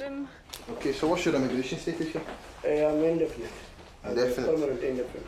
Do you have a passport? Okay. It's in my wallet. You're inside the bag. Okay, we need access to that door and that door. Pakistani identity card. You got keys? There are only 2 people in the flat, but there are also 2 locked doors and no keys. Right, if you don't have keys, we're going to knock the door in anyway, so it's up to yourself.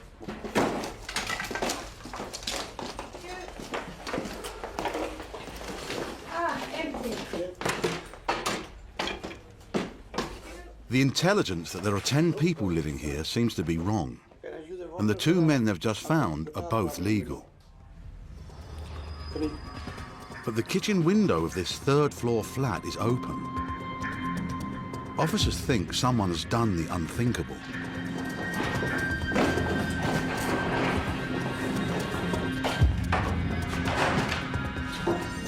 Just had a jumper from the flat, and I reckon it's about 50 feet. One of the occupants tried to climb down the drain pipe to escape.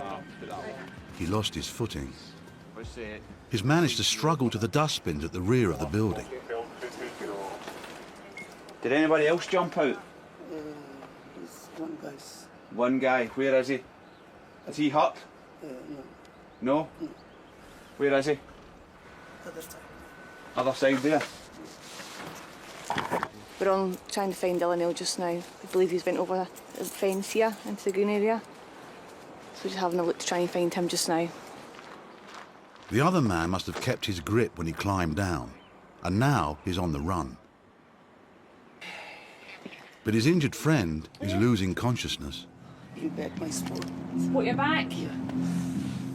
Ashley Pears has been with the Immigration Service for just over a year. This is her first serious incident. Better? Thank you. Okay. Shahid, come on, speak to me. She tries to keep the man awake until help arrives.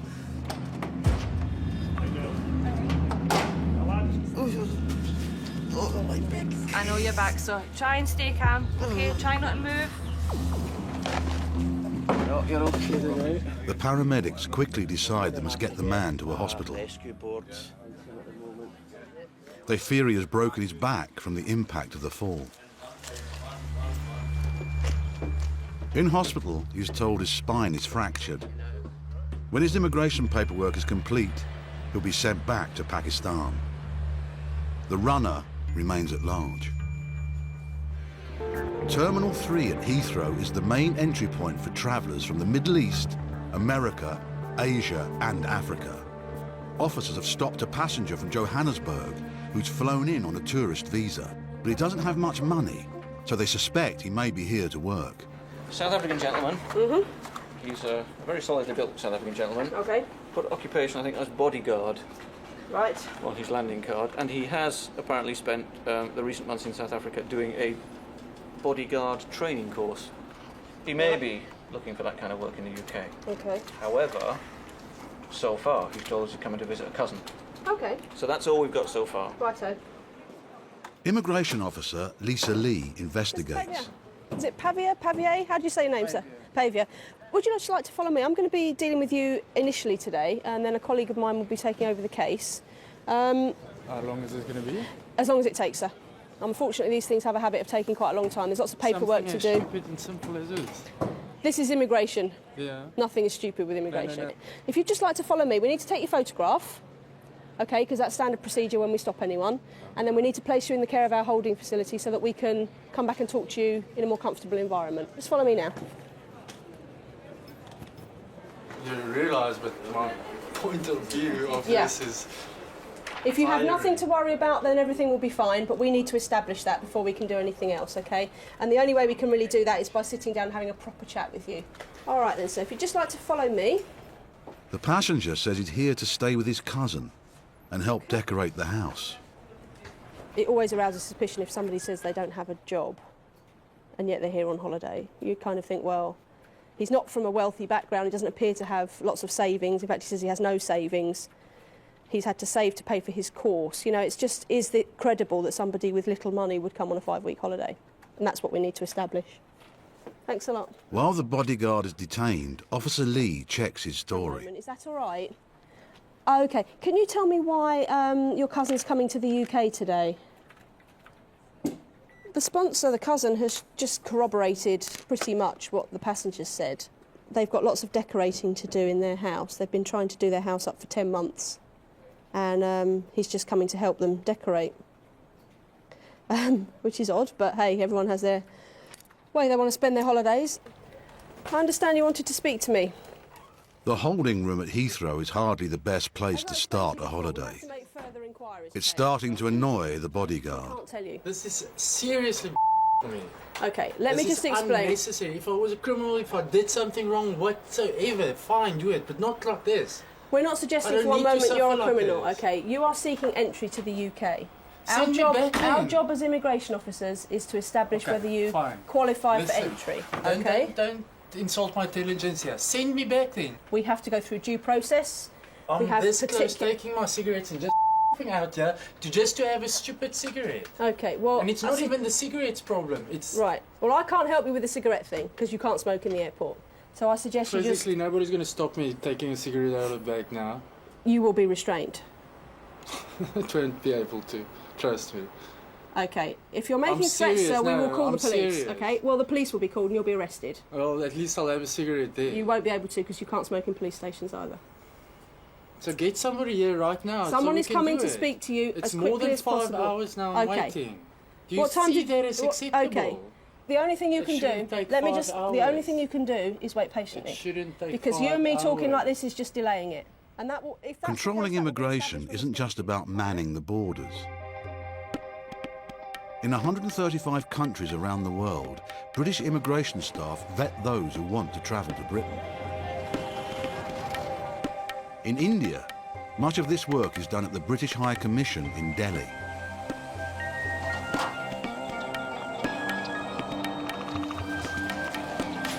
At 7:30, visa applications are delivered under armed guard.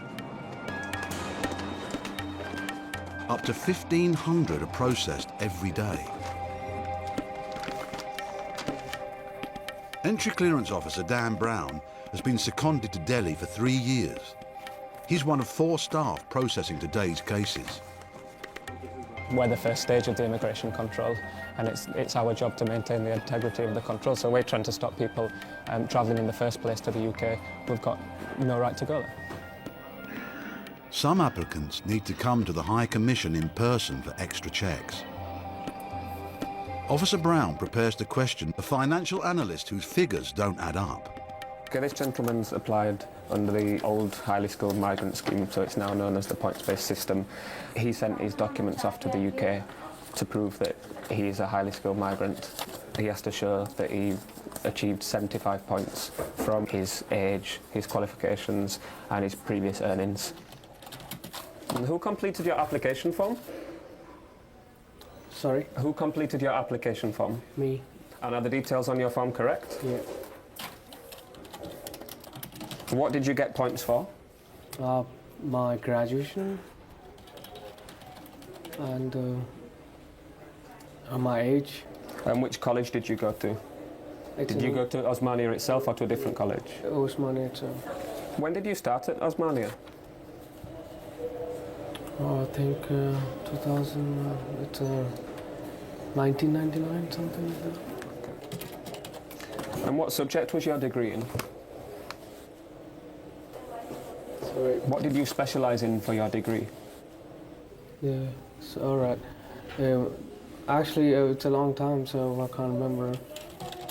Officer Brown records every answer, no matter how vague.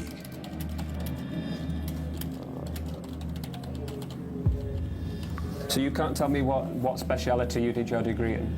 It might be in accounting. It might be. What do you mean might be in accounting? No, I think it's in accounting, finance sector.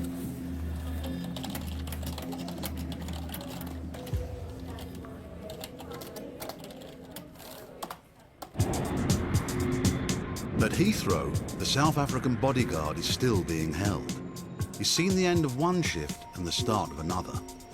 Officer Richard Smith picks up the case. You've not been here before, have you? You've No. not been out of South Africa before? No. You're coming with very little funds. Is that why, because of those things? Well, these are the things that They look make out us for. think that you're not a genuine visitor. Okay. In my frame of mind, I'm just trying to explain, they should trust me because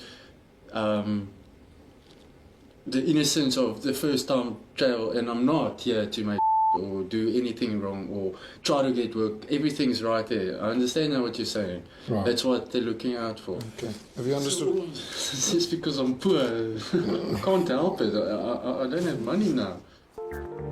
With the interview over, the man won't have to wait much longer for a decision. If your opinion is that we should give him the benefit of the doubt, there are aspects to his circumstances that aren't entirely satisfactory, but on the other hand, there are aspects to his case that are perfectly satisfactory. I get the impression that he, at this moment in time, is not intending to stay and work. We've got your fingerprints on record. We've noted that you intend to go back on whatever it was in May, 18th of May, 17th of May. Okay, you've got a return ticket. Right, Anyway. okay. So, I'm happy that you're not intending to stay at this point. Don't change your mind within the next few weeks because you are now on record, okay? Obviously, that was my point from the start.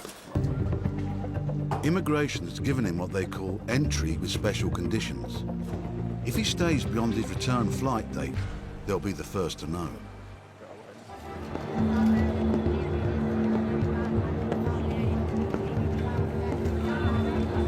For the 8,000 Indians a week who apply to come to the UK, it's not just a case of booking a ticket.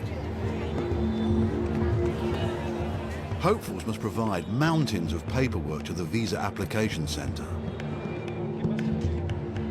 Today is one of the busiest days of the year with the start of the summer rush. Visa applicants must pay a fee upwards of £65 and have a valid reason to travel. So you have to look at the black camera, bigger one for 10 seconds on the top. In 2007, they began storing mugshots and fingerprints of everyone who applies to help stop failed applicants trying again with false documents or false identities. On the other side of Delhi at the High Commission, fraud experts check each application. Among those ploughing through the paperwork today is visa assistant Bhavna Ganda. Every day we receive forgeries with applications. It includes family visits and forgery with different kind of documents, let's say educational documents, graduation degree sometimes when we cross-check with the concerned universities and it came as false. Officer Ganda is responsible for checking the documents of the man being interviewed by Officer Brown. It doesn't take long to arouse her suspicions. Osmania University in India is genuine. The certificate is fake. Now Officer Ganda wants to know more about his other documents.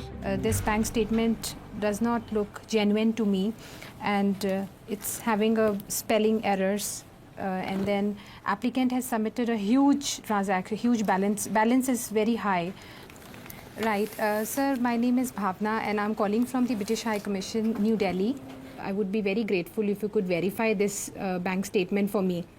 Could you tell me the transaction on 8/4/2008? There is a salary transfer of 45,000. So no transaction happened on 8/4/2008, right? Thank you, sir, so much. Okay, bye-bye, sir. Yeah. I got the written confirmation on this case from my bank manager. Okay, what was the result? It's forged. The Like we statement thought. produced by an applicant is false. Okay. And he has sent me an original bank statement. And this So I is just the want- one yeah. from the bank, and it's not showing any of the salary deposits, nothing. so it totally doesn't match up. So none of the transaction match with their records. It's all forged. In the interview, the man is unaware that Officer Brown knows all about his fraudulent documents. What do you do in India? I work as a financial analyst. What is your income? It's around 45,000 per month. Is that before tax or after tax? It's after tax. What is your salary before tax? It's gonna be around 6 lakhs something. 6 lakhs 6 or lakhs per below year? 6 lakhs, yeah. If you were earning 6 lakhs per year and paying tax, you wouldn't take home 45,000 rupees per month. Can you explain this? Yeah, actually, that's it's not the you know the basic coming in. It's like all my overtime and everything. So you don't declare your overtime on your tax returns, is that right? You can say that. But it's like it's all company technical things. I don't know how they do that. Sure. Can I have a glass of water, please? I'll get somebody to get you one. All right. Can you get him some water, please? Yes, please. Officer Brown now makes his main move. You have given us a bank statement. Yeah. Can you tell me the last transaction that is shown on your account? I usually I don't like do all this bank statement and all. My wife usually take care of all these things, and she I just signed a check for a month. And what day every month do you get paid? I think 7th of. Is that when the money goes into your account? Yeah. Okay. As part of your application process, we've checked your bank statement with the bank. The bank have told us that the statement you've given us is not genuine. Can you explain this? Actually, I got no idea regarding these things. Sorry? I got no idea why they have sent that. Can you tell us why you have given us a false document? Actually, it's I don't have knowledge about this thing that is my fault. But sir, it's your bank statement, it's your income, your name's on the bank statement. I don't and you have given us the application, you put in the papers. Yeah. Please tell me why you've submitted a false document. I don't take care of these things. I just asked my wife to give me and she just put on. So is it your wife that has given us a false document? Might be because actually I'm not that much interested in going back. She is the one, like she wants to be there for 2 years or so. So that's the only reason. Okay, what I'm going to do now, obviously because you've submitted false documents, your application will be refused. I'll give you a letter to explain the reasons why the application's been refused. All right, so you're going to give me all the documents right now? Or? I'm not going to give you the false documents back now. All right, are you going to give me my passport? I'll give you your passport back. Officer Brown tells the man to wait for his passport. Submitting false documents is a criminal offence. The police have been called. The financial analyst formulates a plan. He'll make for the exit. But the door from the British High Commission back into the streets of Delhi is locked.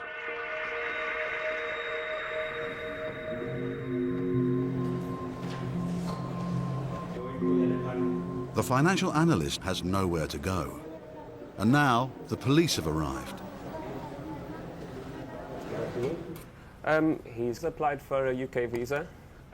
He's given us bank statements and he's given us a degree certificate. And we have written confirmation that those are false documents. Is it like that much a big crime that you don't know?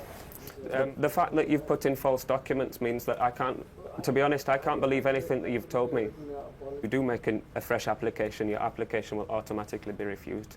So you won't be issued a UK visa for the next 10 years. Okay, thank you. The man was arrested, bailed and later charged with cheating and making false documents. He'll be unable to enter the UK for at least 10 years.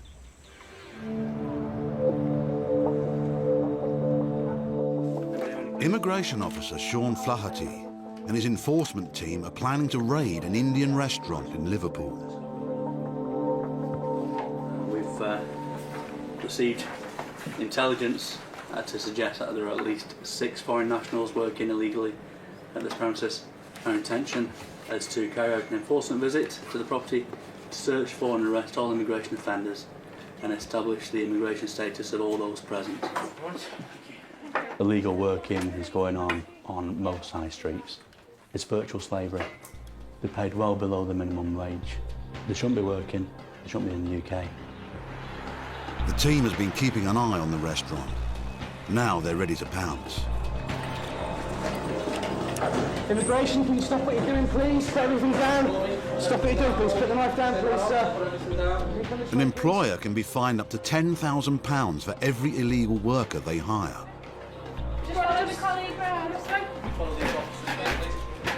The team are continuing to sweep the rest of the building to make sure that there's nobody either in the basement or in the other floors. Immigration! We're all setting them in the sterile area and then we're going to process them one by one. Officers search the premises for any evidence that will identify the workers. What we found is that the gentleman told us that he has some identification, so he's presented to us an asylum registration card.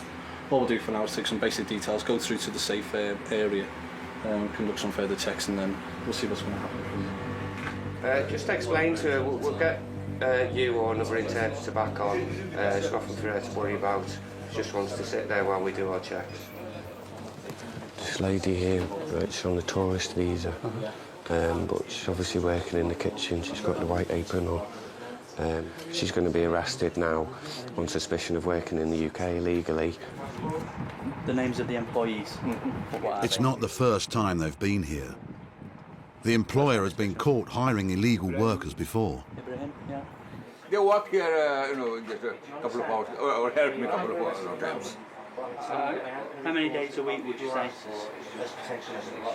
About twice, 2 or 3 nights. 2 to 3 nights a week?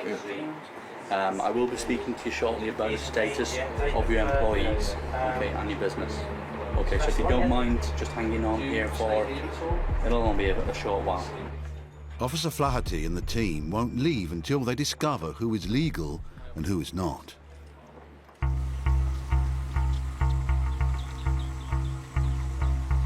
At the British High Commission in Delhi, Officer Hassan Siddiqui is with a man he believes may have entered a sham marriage to get a UK visa.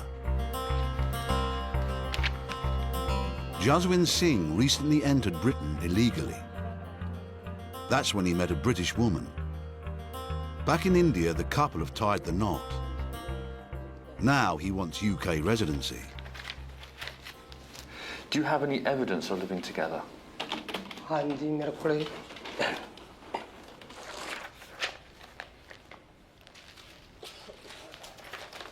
An album with a picture of yourself or with somebody else is not evidence of living together. Okay. It's in here. Right. Tell me exactly what it is that you have in here. My bills. Water bill. Water bills. Sorry, council tax. This is dated 20. How old is your wife? 35 कितनी उम्र की है? 60. Now she's 60. And how old are you? 30 उम्र कितनी है? 35 now me. Wife is 60 and I'm 35. Waiting outside is the 60-year-old bride, a schoolteacher from Wales. You've got a lot of photographs having spent time together. Do you take these photographs for the benefit of this interview? नहीं ये जिदा ही photo खिंचने का बहुत शौक है मेरी wife ਨੂੰ ਉਹ ਜਦੋਂ ਵੀ My wife is very fond of taking photographs. I've noticed that none of the photographs have anyone that I could assume is her friend, because all of the people in these photographs all seem to be other Asian males of your age. Can you explain why, and have you ever met any of her friends? मैं ਇਹਨਾਂ ਦੀ best friend ਨੂੰ ਮਿਲਿਆ ਜਿੱਦਾਂ ਗਿਲਨ name is Glennis. Yeah. I met her best friend. Her name is Glennis. Why have you chosen to marry somebody who is slightly older than yourself and has 2 grown-up children who I'm assuming doesn't speak Punjabi, and I've noticed that your level of English is relatively basic. Is there any particular reason that you've chosen to marry this lady? नहीं होर कोई वजह नहीं सी जिदा प्यार मेरा पै गया जिदा इकट्ठे रहंदे सी किसी भी उम्र Fell in love with her and there was no other reason to marry her. Mr. Singh may say he's in love, but it takes more than that to qualify for residency. And his Welsh wife has yet to be quizzed. At the restaurant in Liverpool, it's not looking good for the owner. The enforcement team has doubts about another member of his staff. Well, just at the moment, I'm just asking the gentleman some very basic details about the identity that he's presented me, and roughly how long he's been in the UK, maybe what his status is. How long have you been in the UK? 2 years, 3 years. 2, 3 years. What's happened with your application? Sorry, I can't understand. The application finished? I can't understand. Are you speaking Sorani? Yeah. Kurdish? Okay. The team can call on interpreters when language becomes a barrier. Sorani, so how much does he actually get paid for working here? Straight through, Sean. هي 2 ساعات الدفع نهار. لا 2 ساعات 6 ساعات إيش. The employees you're currently dealing with, you've got some paper. Yes, sir.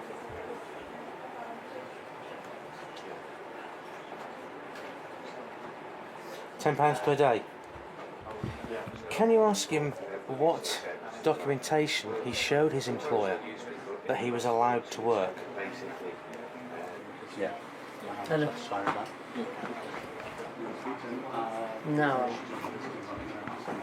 The owner pays no tax or national insurance for this worker and gives him only a fraction of the minimum wage. Do you want to come with me? I'm just going to check your fingerprints, okay? If you had The them team taken wants to before. find out the worker's status in the My UK. finger. No, this one. They scan his fingerprints and send them for analysis to a national database. The results will come back in minutes. Left one. Do you have any evidence that they have right to work in the UK? I asked them for their insurance number and all these things. Right. I'm just going to give you a quick search around your headdress, okay? The lady, Fahim Anjum, she was found working in the kitchen. She only came today. We're not working in such a... She was in the kitchen. She was in the kitchen, but she doesn't work here. She was wearing an apron in the kitchen. So in the kitchen, she might be just trying to make some nana for her or something like that. I don't know. For who? For maybe I was not here, so I cannot answer the question. So she wasn't working. She may have been making naan. The fingerprint results confirm the worker is from Iraq and is here illegally. Ismail, listen, I know you're upset now, okay? This is going to have to be done, okay? Ismail, I'm arresting you on suspicion of working illegally in the UK, okay? You're not obliged to say anything which you wish to do so, but it may harm your defence if you don't mention when questioned something which you later on in court. Anything you do say may be given in evidence. Okay, Ismail? For your safety of mind, okay, you're a little bit upset, I'm going to place you in cuffs. Do you want to put your hands out in front for me? Put your hands out in front. Thank you. Good night. It's okay. At the end of the day, he's led them to this. He's employed them illegally. He's put us in a position now where we've got to arrest him and put him in a police cell. This is a real cost of illegal working.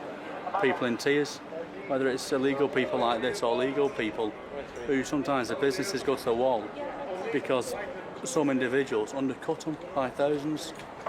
You know, it all ends in tears for somebody.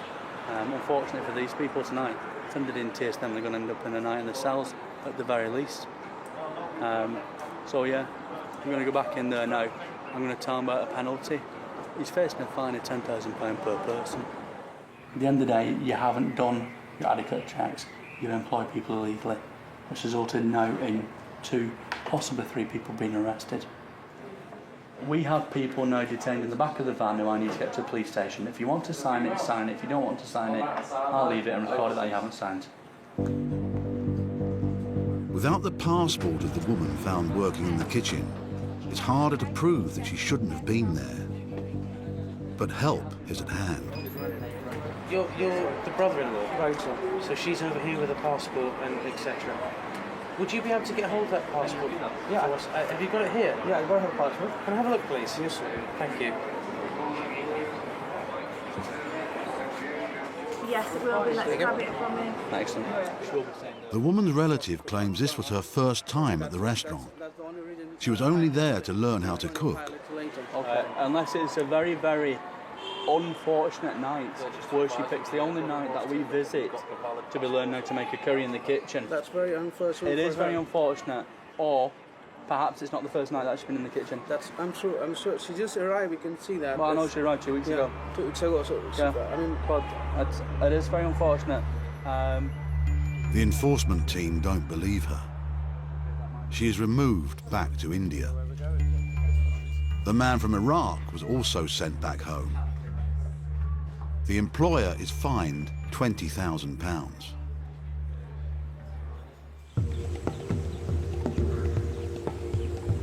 In Delhi, it's the turn of the Welsh bride to be interviewed. She must convince the immigration officers the marriage is genuine, or it will be the end of the couple's dream to set up home in Wales. Hello, Evelyn Rita. Thank you. How are you? You all right? Everything good? Okay, I'm nervous. Yeah, understandably. Everybody who sits on that side of the chair always is. How are you finding living in Punjab?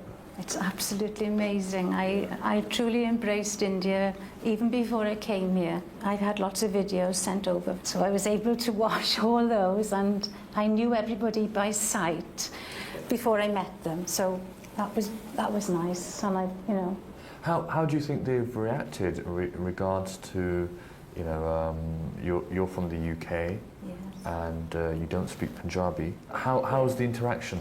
Well,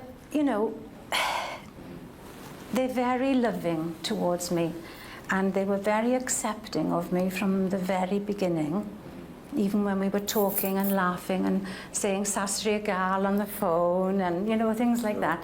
So tell me a little bit about how both you two met in the UK. I was out walking my dog on the beach and on the breakwater, and I saw Jas sitting on his own, and I thought I just said hello, and he said hello, and he smiled at me with his gorgeous smile, and I thought, oh, he's rather gorgeous, but he's very young. Slowly, we got to know each other, and I helped him with his English, and we just clicked. We clicked straight away. How did you decide to get married? What was who made a decision? Did he propose? Well, it wasn't a romantic, setting at all. I think we were in the kitchen, and we probably, because he's been showing me Indian cooking and how to make chapatis and things like that, so we probably, I think it was, had a meal and sat down, and he said, "Do you think you would like to marry me?" So I said yes. I said yes, definite. Okay, great. What would you do if there's a scenario where unfortunately your sponsor doesn't get entry clearance and cannot join you in the UK? Are you happy to stay in India? You do like it a lot here, you know his family. I like it a lot here, and I know his family, but all my family are in the UK. My dog, and my house, and my home, and my 2 boys. So really, living in India isn't an option for me. What are you going to do? Because if we refuse entry clearance, are you going to stay or are you going to go back? Well, that's what it comes down to. Yeah. I haven't thought about that, to be honest, because I thought, I thought because it's genuine relationship and we love each other and we want to be together, that we might be lucky enough to get a visa. And that's honestly the only answer I can give you. Thank you. Thank you very much. Thank you very much. I'm not going back without him, all right?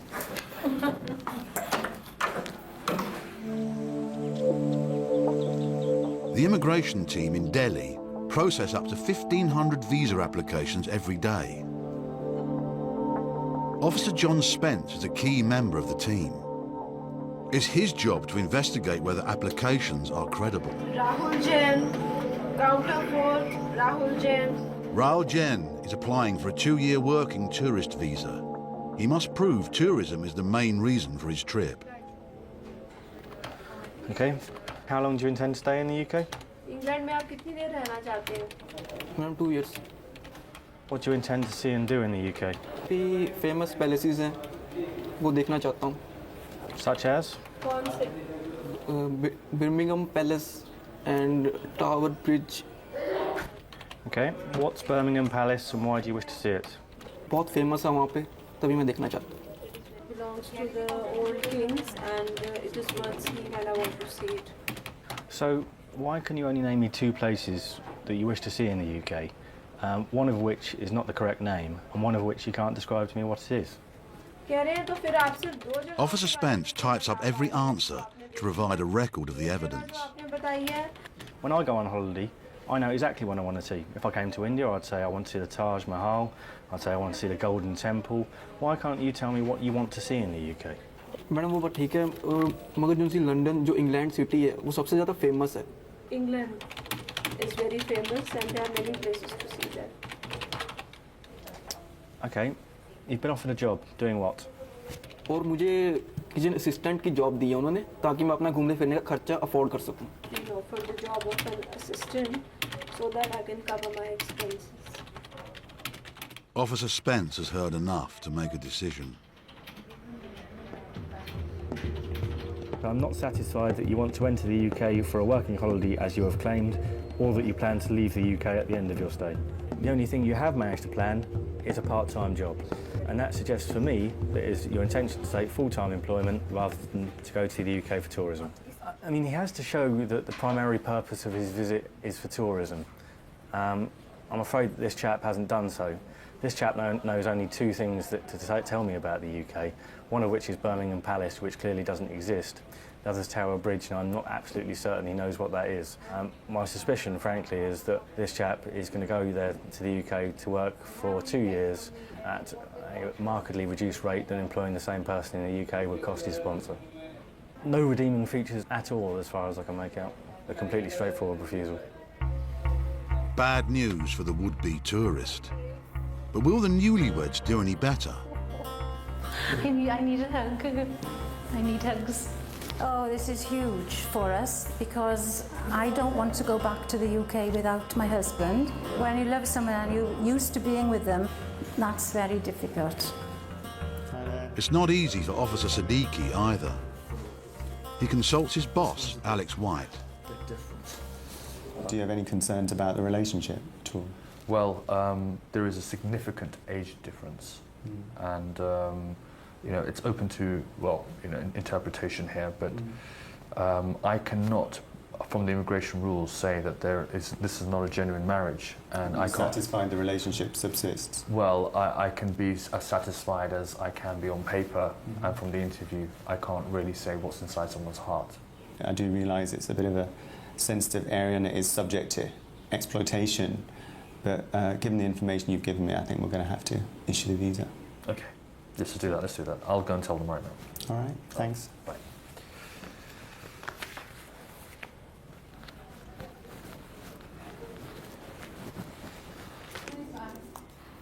Hi, have a seat, please. Please have a seat. Thank you. Having assessed the application and referred it, we've decided to issue entry clearance, and we're going to basically ask Jasmine to undertake a medical check before we issue the visa. So that may take a little while. And I hope you have a long, fruitful marriage. Apart from when I had the children, this is the happiest day of my life, and a really good start for both of us. I hope your happiness lasts.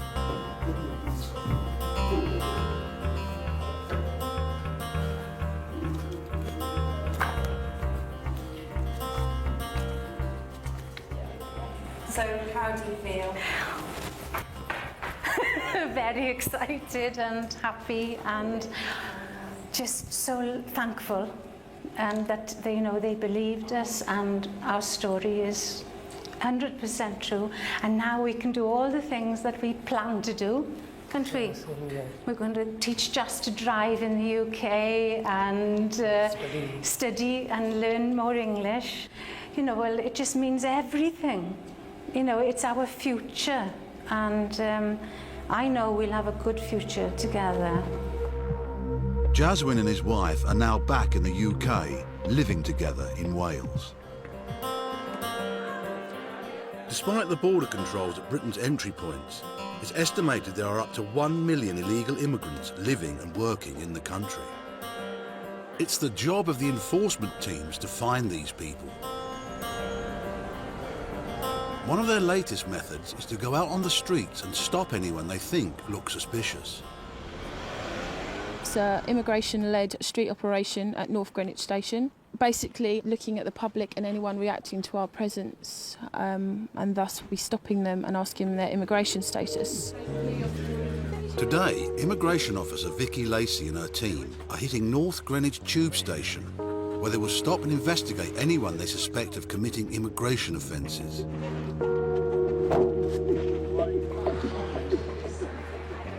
The whole idea of having arrest-trained immigration officers on the street is still very new, and I don't think the majority of the public are aware of our role and what we are doing.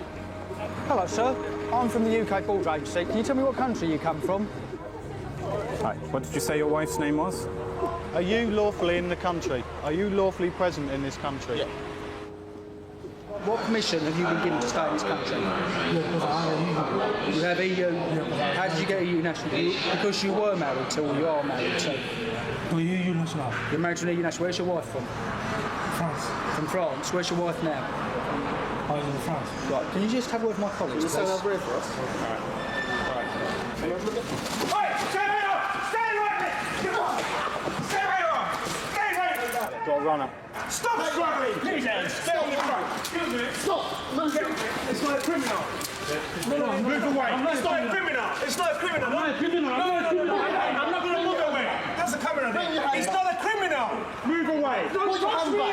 Go and control your body. It's not a station. People are carrying knives on the street. You're not catching them. People are trying to make life better for themselves. We're under arrest for suspicion of entry on the UK on an immigration offence. You do not have to say anything. But it may harm your defence if you do not mention when questioned something to later on in court.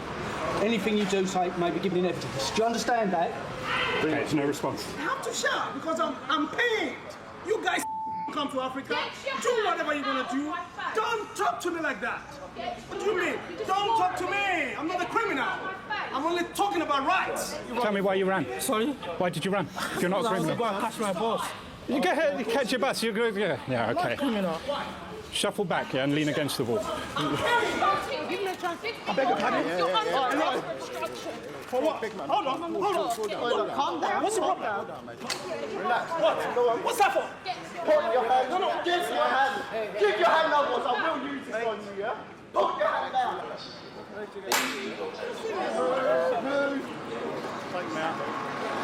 The guy was getting very aggressive, hands in my face. If I didn't do something then, he could have ended up hitting me. I don't get paid enough for that. Where's my guy that I've nicked now? Officer Lacey is with the man who tried to stop the arrest. Do you know that guy? You don't know him? Right, okay.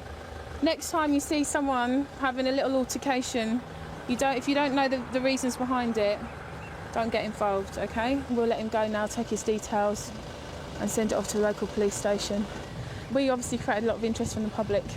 Some people giving us a round of applause, other people thought it was morally wrong, but we're here to do a job, so we do what we're told to do.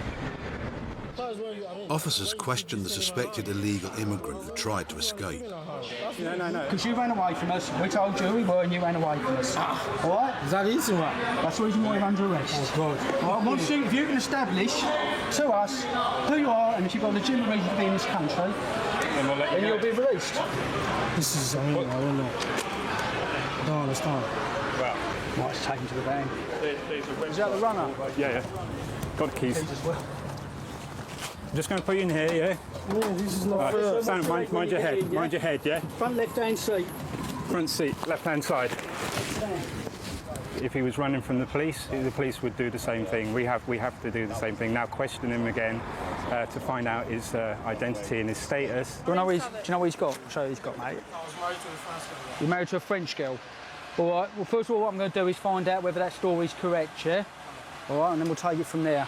This guy tried to run away from the scene, so we want to just check his details. The gentleman was given 5 years to remain in the country because he was married to a French national, but we think that has now expired, his EU residency. Expiry 25th of October 2005 for that application. It extended the condition, but it expired in 2005. So he's an overstay. Yeah. As the man should no longer be in the UK, a date has been set for his return to Nigeria. He has since appealed against this, and his case is yet to be heard.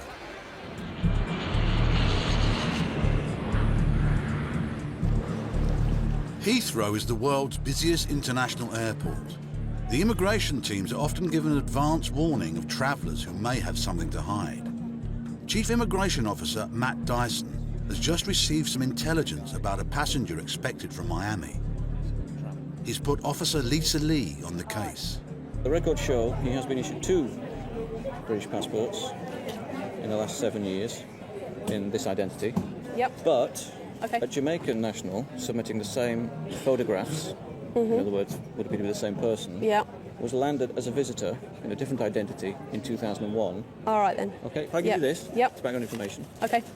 The Miami flight has landed, and Officer Lee takes up position, ready to stop the Jamaican man with the suspected fake passport. Thank you very much, sir. Thank you. Yes, sir. Hello, sir. How are you today? It's the passenger she's been waiting for. Where do you live in the UK, sir? In Bristol. Okay, sir. I just need to have a quick look at your passport, okay? I've been going through for the past 3 days. Oh, have you? Okay. Won't take a minute. No problem. That's All the right. same thing I went through in Miami. Oh, did you? Oh, dear. It's not your lucky travel then, is it? Officer Lee plays it cool. She doesn't want the man to think this is anything more than a routine check. You've been there on holiday? I was in Trinidad first. Barbados. Trinidad first, Barbados. You've had a long journey then, haven't you? The passenger's trip to London via Trinidad, Barbados and Miami has taken nearly 3 days.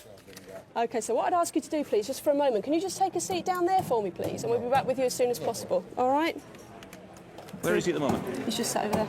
Okay, I don't want him unattended at any length of time. Okay. So if we're going to go straight down now, let's go straight down now. Yep. After that, I want him fingerprint photograph and I want him in the holding box. Okay, no problem. I'll do it as soon as we come back up. Thanks. We're just going to go down and have a look through your bags then. All right? If he's obtained British passports fraudulently, it's actually quite serious. That's a prosecution matter. We may just look to refuse and remove, because that might be the more sensible option. But again, we can't make a call on that until we find out what's going on. His route to London is one often used by drug traffickers. It makes Chief Dyson suspect there may be more to this case than just a fake passport. I'm also a bit concerned that he might be involved in other activities, and a good check in customs would give us a bit of a pointer on that one. A good check starts with his luggage. Do you have the ticket?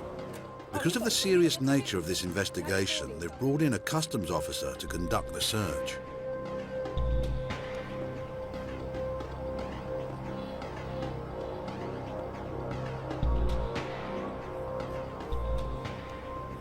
Finally, the customs officer finds something. The passenger is carrying too much booze. Point out you are 1 litre over your allowance, but because you've been delayed here, it's a gesture of goodwill that you take that. Okay? Pleasure, sir. All right. What next, sir? Okay, you'll come follow me back upstairs, sir. Nothing found in the bags. They've swabbed them, nothing. No evidence of carrying drugs or having had them in his bags recently.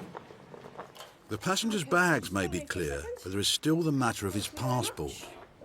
What we need to do is just check the background of your passport. What is the problem? The problem is we just need to check into the background of your passport, that's all, as I explained to you. Just general inquiries, all right? And just Again, some Officer inquiries. Lee is careful Okay, not to so you know arouse what's his happening, suspicion all right? that this is anything more than routine. She goes to see her boss for an update. I've spoken to prosecution unit. They want to prosecute. Okay. In this case, so we need to keep our input to a minimum. To a minimum. they're going to want details recorded, file making up, Yeah. and then they're going to get him arrested. Okay. So they're going to arrange for some uniforms to come over and take him away. Okay. Okay. Yeah, no problem. All right. The man will be arrested for having a false passport. But Officer Lee doesn't want to tell him just yet. What's going to happen now is I need to take your fingerprints. Okay? All right, the sooner we get it done, the quicker we can get on. Next, Officer Lee will take the investigation further. A medical check. Okay, sir, can you follow me? Because we just need to get you looked at by our doctor. Because we're holding you up, we need to make sure you're fit and healthy. He's going to have to go to the port medical inspector for an X-ray to check that he hasn't swallowed anything. Customs didn't have enough grounds to do an intimate search or an X-ray. Because we're detaining him, we have to make sure he's medically fit. So we do have the authority to take an X-ray. Great, thank you. Come with me, sir.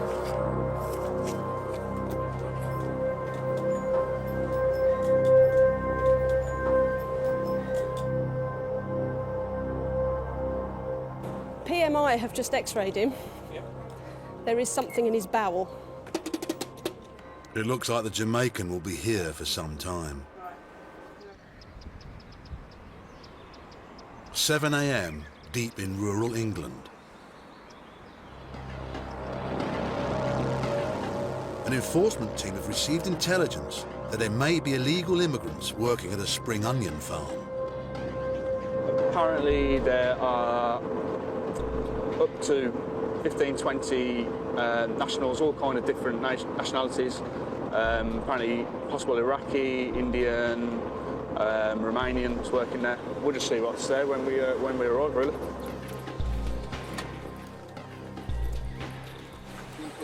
Yep. The rest of you could head that way and start sweeping through. The 18-strong team split up, hitting 2 buildings where the suspected illegals are working. Stop what you're doing, put everything down, please. From immigration, we've come just to need to do a few checks. Does anyone speak English? Morning, people. Going to need you all to stop what you're doing at the moment because we need to speak to you regarding your immigration status. Anybody got any ID with them? ID? Driving licence? Bank cards? No? Basically, this is a warrant that allows us to come in to your property. Yeah. Okay? And speak to your employers. Yeah. Okay? That's for you. How did you enter the UK? No, I can bring it out in a lorry. In a lorry? You 2 sisters? Yes, sisters, simple. How long have you been in the UK for? 7. Sorry? 7th year. I got arrived here 5 years ago. Overstayed as far as I'm aware. Overstay. Illegal entrance. He's a legal entrance. Yeah. It's £130 she received last week. कितने घंटे वास्ते कितने दिन काम करते? 6 दिन. Working 6 days a week. They are being paid £135 for a 40-hour week, which I reckon, top of my head, could be wrong, is about £3.75 an hour, which is obviously a couple of pounds below the national minimum wage. This is no straightforward matter. The workers are not being employed directly by the farmer, but through an agency. They're claiming that they work for a company that's an employment agency and there's wage slips to prove so. Obviously, there is a lot going on with regards to gang masters and forced labour and things like that. They're being quite coy about where they live, saying that the people in the vans pick them up in the morning, bring them to work. So they probably don't earn an awful lot, if anything, but they will work for their accommodation. So somebody's basically forcing them to work here. It's horrible coming out to a job like this where you see that they're working long hours for little money in conditions that you wouldn't want to keep animals in, really. But the conditions are relatively poor. It's mud underfoot and pretty horrible outside. They have to work in this unheated room which is leaking profusely. We're poor back home. And that's why I've come over. We've sold our house and had to sell our land to get here. They're not criminals, they're here because they want to better themselves, they want to better their lives. We understand why they do it. If I was put in the situation where I had to feed my kids, and I would do exactly the same thing. Although employment regulations are being broken, The enforcement team's job is to identify and remove illegal workers. We believe that you're illegally present in the country, so I'm now arresting you on suspicion of entry without leave. I understand. Okay, this gentleman and this lady have both been arrested on suspicion of entry without leave. This gentleman has told us that he's entered on the back of a lorry 4 or 5 years ago, and this lady, pretty much the same story. Arrived here 3 months ago as a visitor through an agent. ਤੁਹਾਡੀ ਜਨਮ ਦਿਨ ਦੀ ਤਰੀਕ 15 to 51 date of birth. The couple are in fact overstayers, but they have passports, valid passports, at their home address. So the process we'll do now is we've asked if we can go back to their home address to find their passports. They're happy with that, so we're actually going to return them to their home address now, take them back there, find the passports, and they can get on a flight and go home. Basically, they've both arrived on visit visas, which were valid for 6 months in 2007, and they've overstayed since then. Of the 20 people working here, 17 were found to be illegal immigrants. Most have been temporarily released, while papers needed to remove them are prepared, and others have absconded, their whereabouts unknown. Only 2 have so far been removed from Britain. The agency that supplied the illegal workers was fined £85,000. In London, the enforcement team, led by Officer Shane Healy, prepare for another street operation. We're going to Stratford Station. Once I deploy you on the scene, the spotters will observe the passengers embarking and disembarking, and any individuals who draw themselves to the attention of officers by acting, for example, nervously or acting in an odd or inappropriate manner, will be approached by the officers and questioned regarding their immigration status. OK then, if we can go to the vehicles now. Enforcement teams have been running street operations since 2006. The London team carry out up to 3 each week. It's the morning rush hour. Each day, almost 100,000 people pass through the transport links here at Stratford in East London.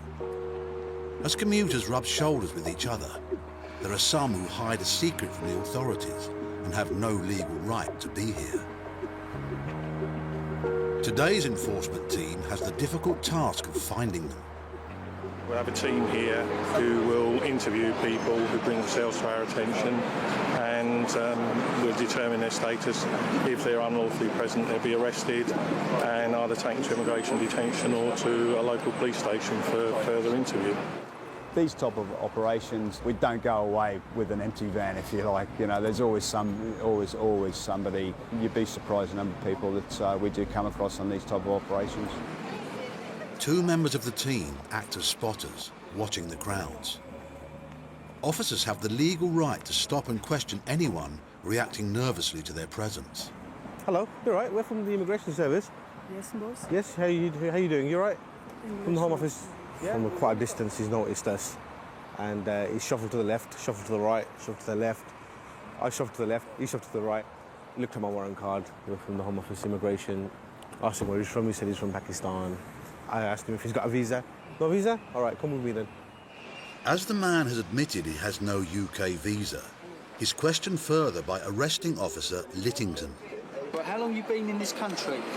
How long? 3 months. Where are you living? Kebabish. Above the Kebabish on Green Street? Okay. Do you work at the Kebabish? Yes. You work at the Kebabish? All right. Are you going to work? Yeah. All right. Okay. Have you got any ID on you? Eh? Identification? Indian, yeah? Yeah. You Indian? Yeah. Have you got a visa? In the UK? All right. Can I talk to you over there then, please? Yeah? Many of the people stopped can only speak broken English, but some officers are able to interpret. He explains he's been handcuffed because he's in an open area.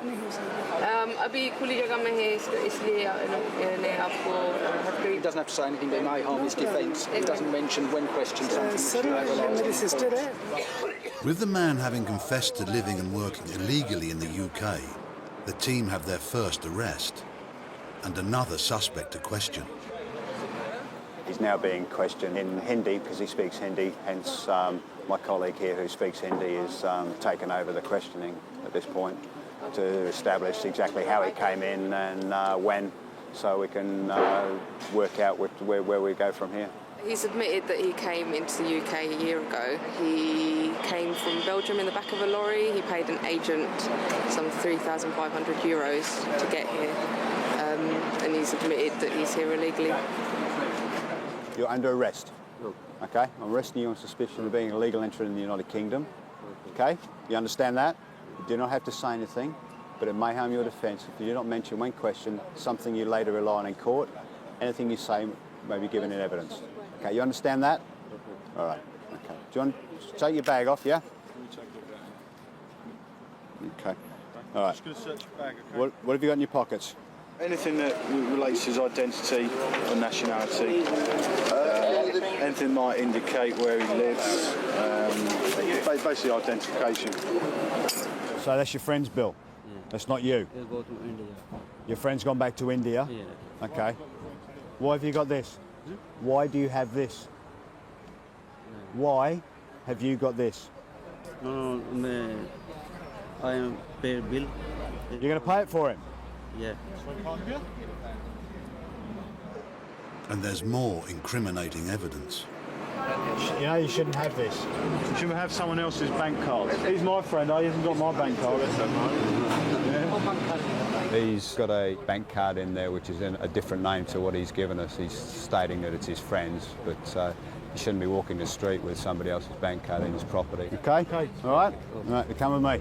Yeah. Do you want to let him know we're coming up? Yeah.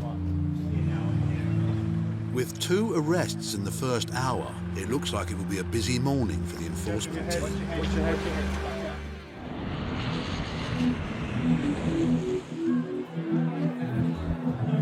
Heathrow has seen its fair share of drug smugglers over the years. And even while airport detection systems around the world are improving, there are still those who like to try their luck. Where do you live in the UK, sir? This man came into Heathrow on a suspected false passport, but the immigration officers had a hunch that he was a drug trafficker. What we've got here again is, you can see here, I think that's a little cluster actually because of the viewpoint. Yep. Over here, here, very, very tiny. Yeah, there's one there, look, as well. Yep, this area here is excess gas which is being produced by holding this stuff. An X-ray taken at the airport reveals the man had suspicious packages in his stomach.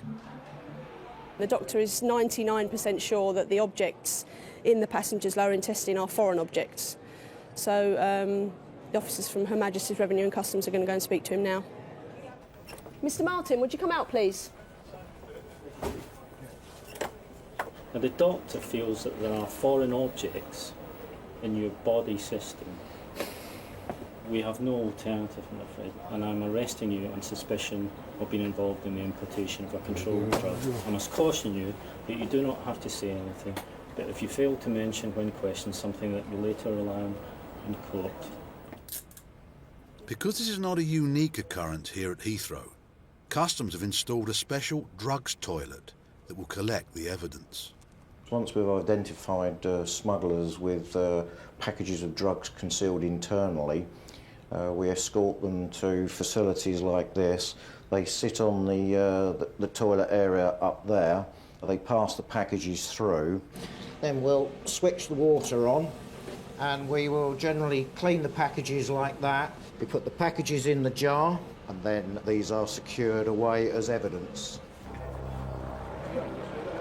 If he's found to be smuggling drugs, then it's a whole new ballgame. He'll enter a kind of a different area of prosecution, and that will take the lead, particularly if he's swallowed them, because there's a health risk there. So he'll be observed by customs until he passes them.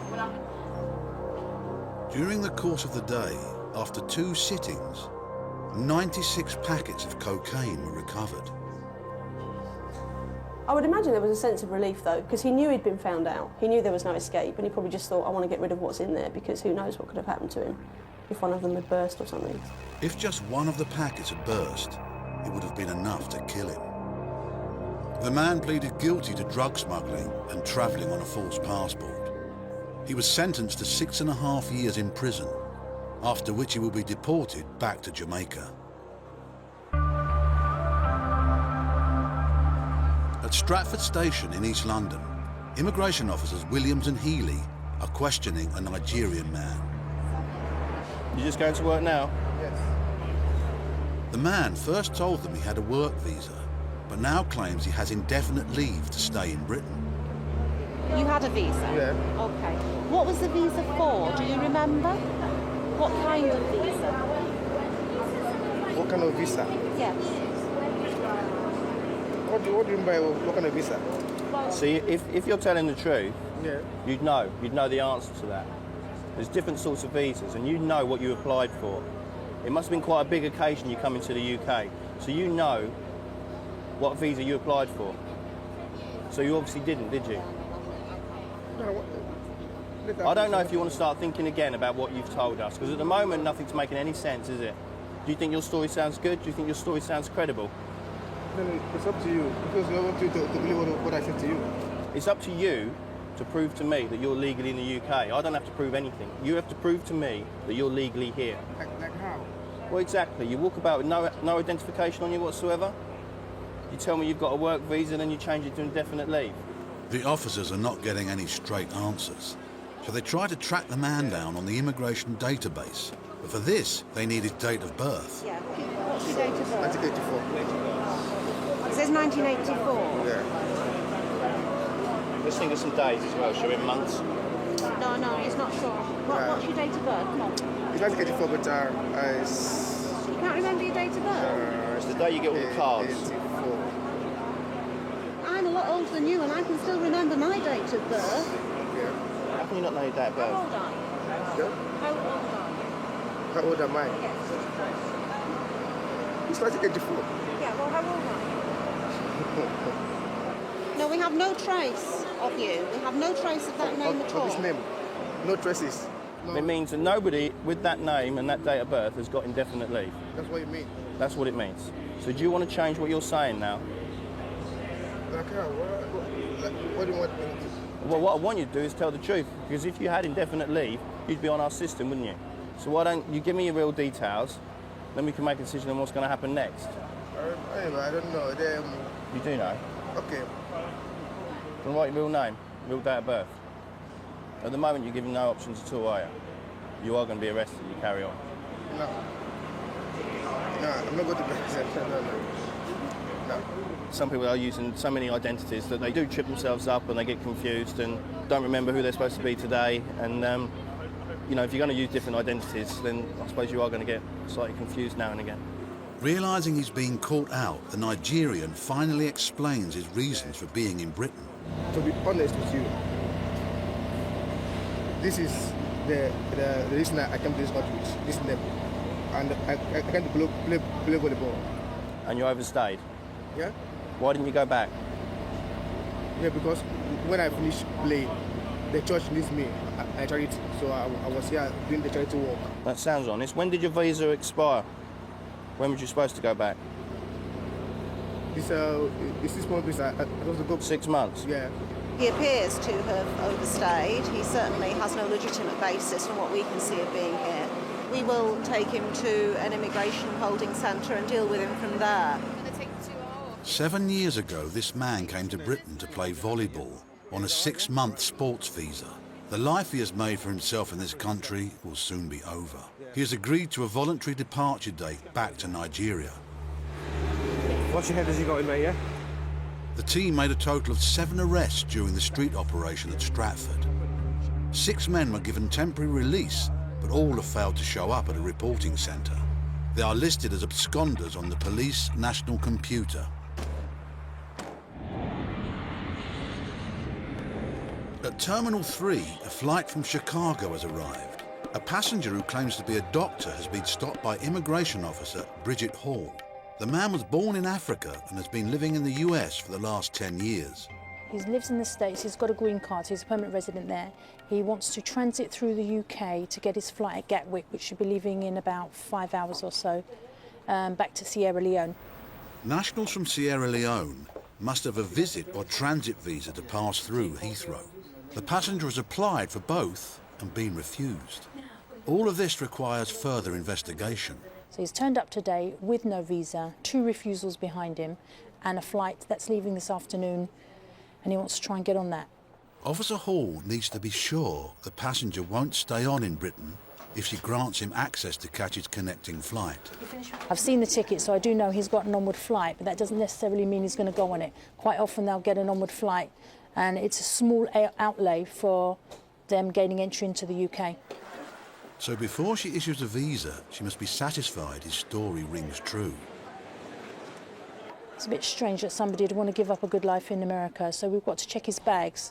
Now, as he is returning permanently, he's got about 6 pieces of luggage, so myself and a colleague are going to go down, search through his bags quickly and make sure there's nothing that we should be concerned about. Thank you.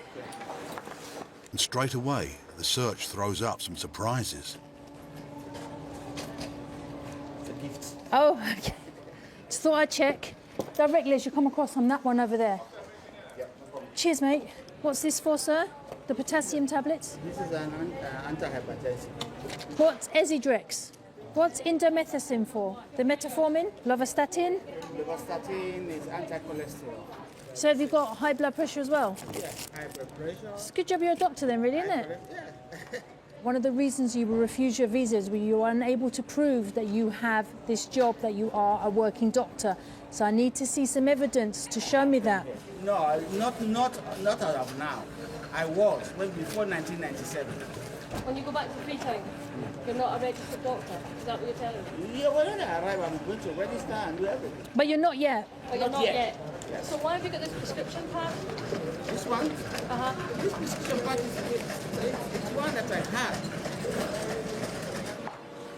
And now there's more to arouse the officer's suspicion. Whose passport is this, sir? Well, I cannot see. Maybe my father or maybe my brother. I don't know. Okay, who's this woman? Khadisha Hariri. Oh, that's my sister. Who's Jonathan Fawaz? Fawaz. Who's that? That's my cousin brother. Your cousin's brother? Yes. A lot of stuff isn't adding up.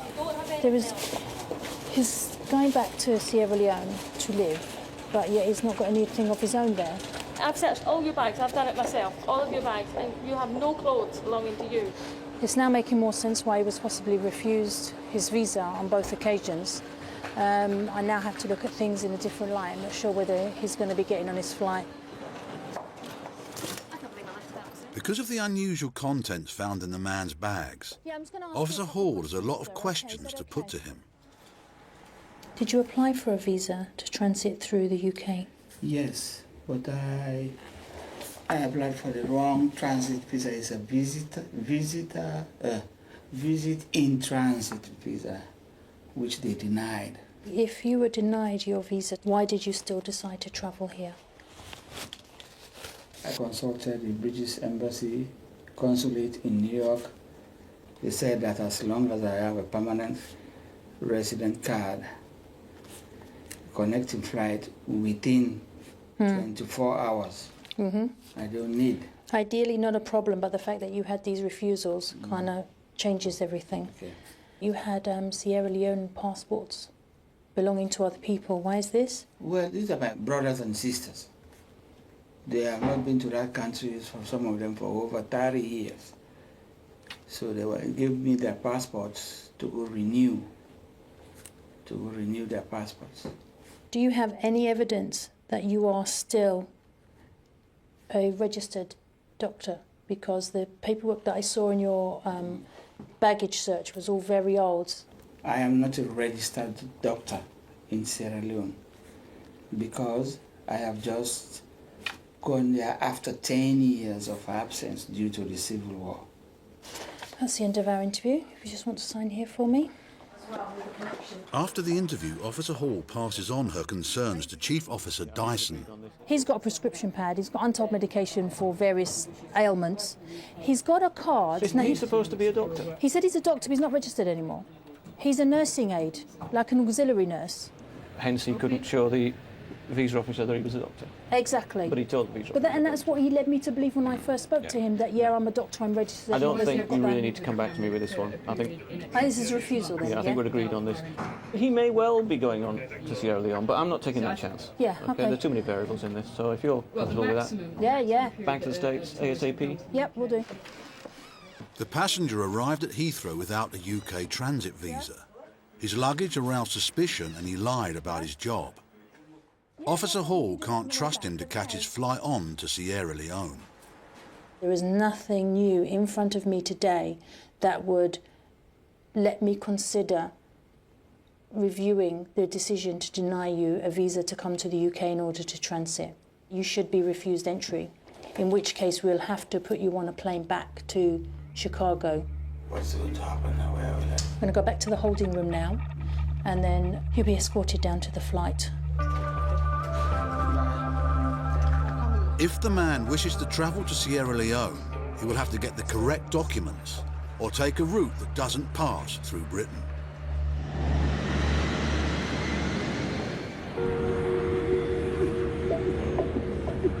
At Heathrow, Immigration Officer Hall has another case.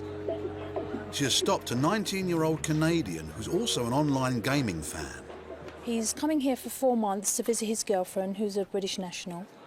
By his own admission, he's got very limited funds, £900, 4 months. He doesn't have a credit card to back it up. Mr. Sacconi? Hello. My name's Bridget. I'm going to be dealing with your case today.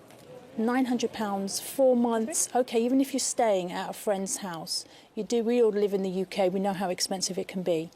Anything could happen. He could need emergency treatment. Who knows? You know, that £900 isn't going to go very far. Go through. Thank you. Is anyone meeting you today, sir? Yes, my girlfriend should be here. If you just look here for me. Now, your girlfriend's name Kira May.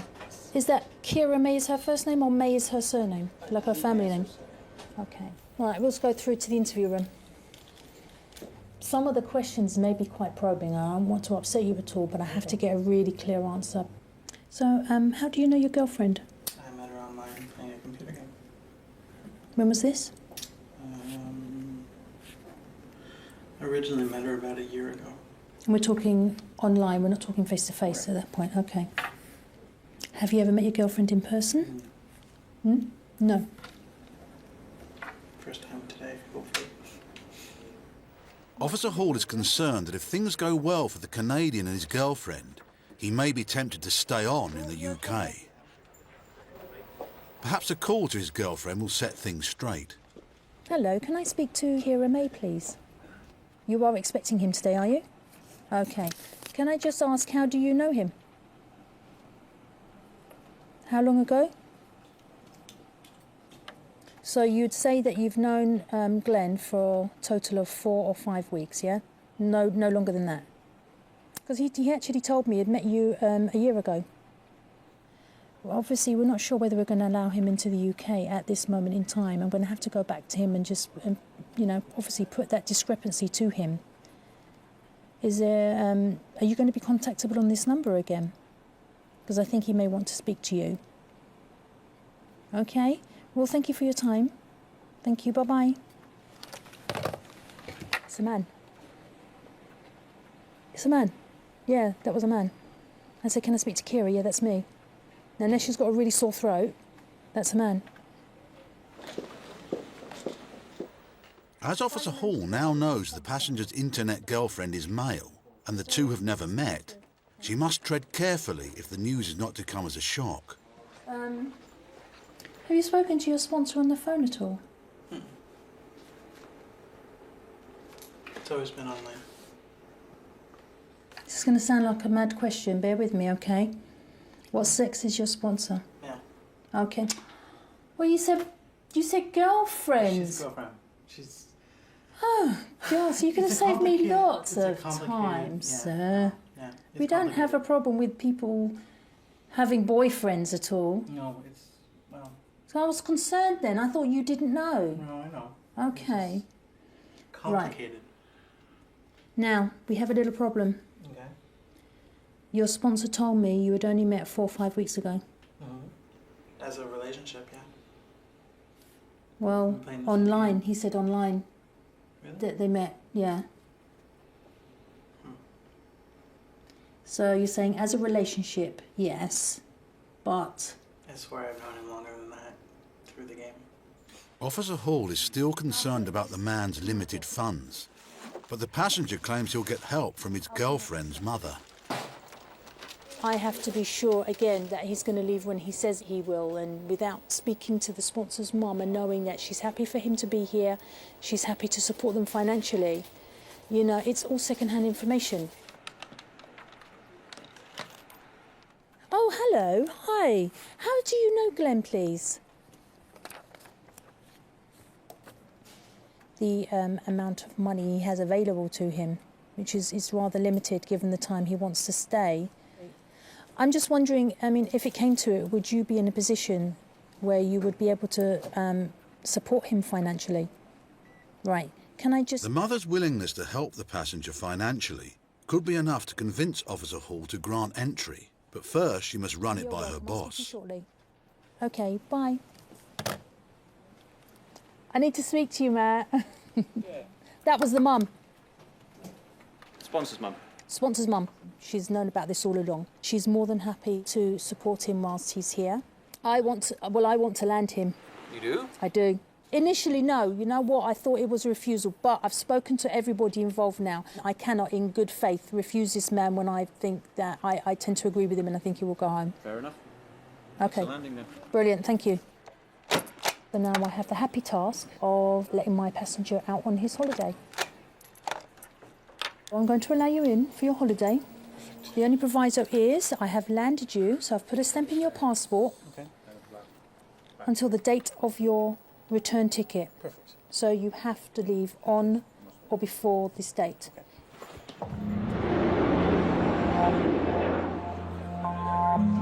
Heathrow Airport, the main gateway into Britain. Officer Steve Hassler has the job of sorting out the genuine tourists from those who want a permanent holiday. So it's your fault. Okay. This woman is claiming to be a visitor, but she's been flagged up on the database as having been refused entry to Britain in the past. But you understand why we have to do this, because you've had that previous refusal. And it's always going to cause problems, unfortunately. She's no stranger to Britain. She went to school here for 4 years, that's what we're until her doing father's now, work permit was cancelled and her family were removed. Anything to declare to customs? Nothing, no, like 1,000 cigarettes or nothing like that? OK, all right. She's been refused entry, or she was refused entry, back in August of 2007. Her father was here on a work permit. It's a bit sketchy, but it was curtailed back in February of 2007. She claims now she's come here to pick up some certificates, her GCSE certificates, from the examining board. She claims that she had sent for them, paid for them, they were sent in the post, but they were never received. The only thing is she doesn't have a return ticket. Why would somebody come on a two-week visit without a return ticket? That's a little bit strange. Is it Lahore you're from, yeah? Yeah. What do you do there? Studying? Yeah, I'm studying law. Law? Oh, that's good. Yeah. Immigration law? No, I'm trying to stay away from that. OK, don't worry. Nothing personal. No. That's my university card. Excellent, I'll just borrow that as well. Let me get that back. I don't have any cash on me. No cash. What about credit card? No credit card? So you got nothing at all? So how are you going to survive initially? My family. Your family and friends. They'll help me out. Her claim to be picking up certificates to take back to Pakistan doesn't quite add up. Well, it's just this fact. She's got a single ticket, she's got no money, and she hasn't actually arranged for these certificates yet. You see, I don't get this part, because she and her entire family have been refused entry. OK? Sure. They've previously been living here for 4 years. Yeah. Further to that, they appealed and went down the human rights line as well. So they're kind of well aware about how things work in the UK. Things work, yeah. So then to send a family member alone on a single ticket with no money doesn't stack up. A closer look at her luggage doesn't improve her chances. At the back, I've just discovered some old pay statements, and I just went out to the control and spoke to her. I said, well, why have you got these certificates with you? You know, if you're just coming to get... and she said, oh, well, it's just all my documentation that I had when I was in the UK. But there's P45s as well. Now I'm a little unhappier. Yeah. Because these are documents that are not necessary at all relevance. To obtain a course Exactly. in the hall. Exactly. It's question time for the law student. Officer Hassler wants answers. It's not looking good, all right? I won't lie to you, because I can't understand why you've not brought any money with your tickets. We're going to have to come through this way, all right? And the fact of the matter, you've got £2 on you, you've got no credit cards, you've got no return ticket, you've brought other documentation, which, to be quite frank, you shouldn't have brought with you. I can't understand why you brought it with you. This interview will decide whether or not Officer Hassler returns her on the next flight home. So why did they just buy you a single ticket? I can't fathom this out, because why would they buy you a single ticket and also send you their daughter halfway across the world with just £2 coins in the purse? I don't have any intention of staying here. I didn't ask that the question. I said, why do you not have a return ticket? Because I didn't know what date exactly I would go back. She said she didn't know how long she was going to be here. It was going to be 2 or 3 weeks.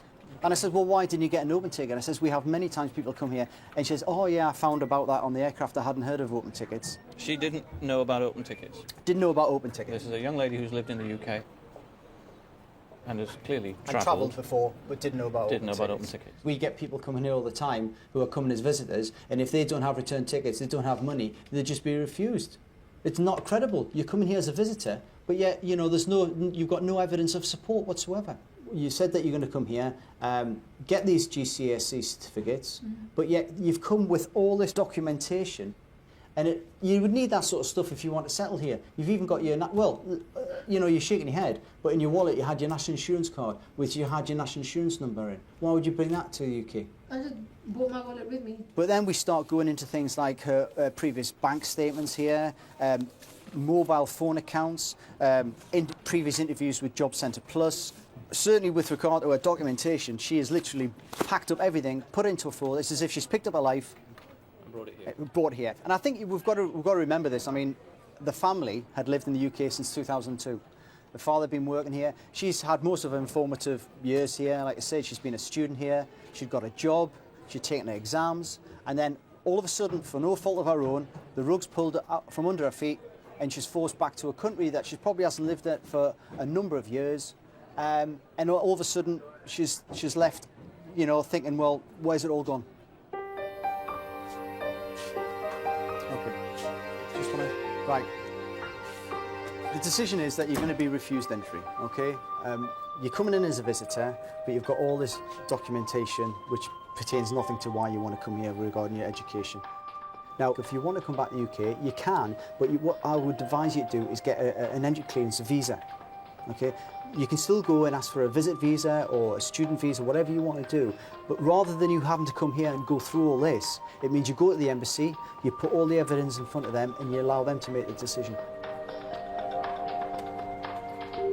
I feel sympathy for her because I know what the impact on her is going to be. But at the end of the day, we've got to look at what we're doing with regard to, you know, the border control and making sure people coming here are coming here for a genuine reason and not ending up doing something else. For this time, I'm afraid you're not going to be allowed in.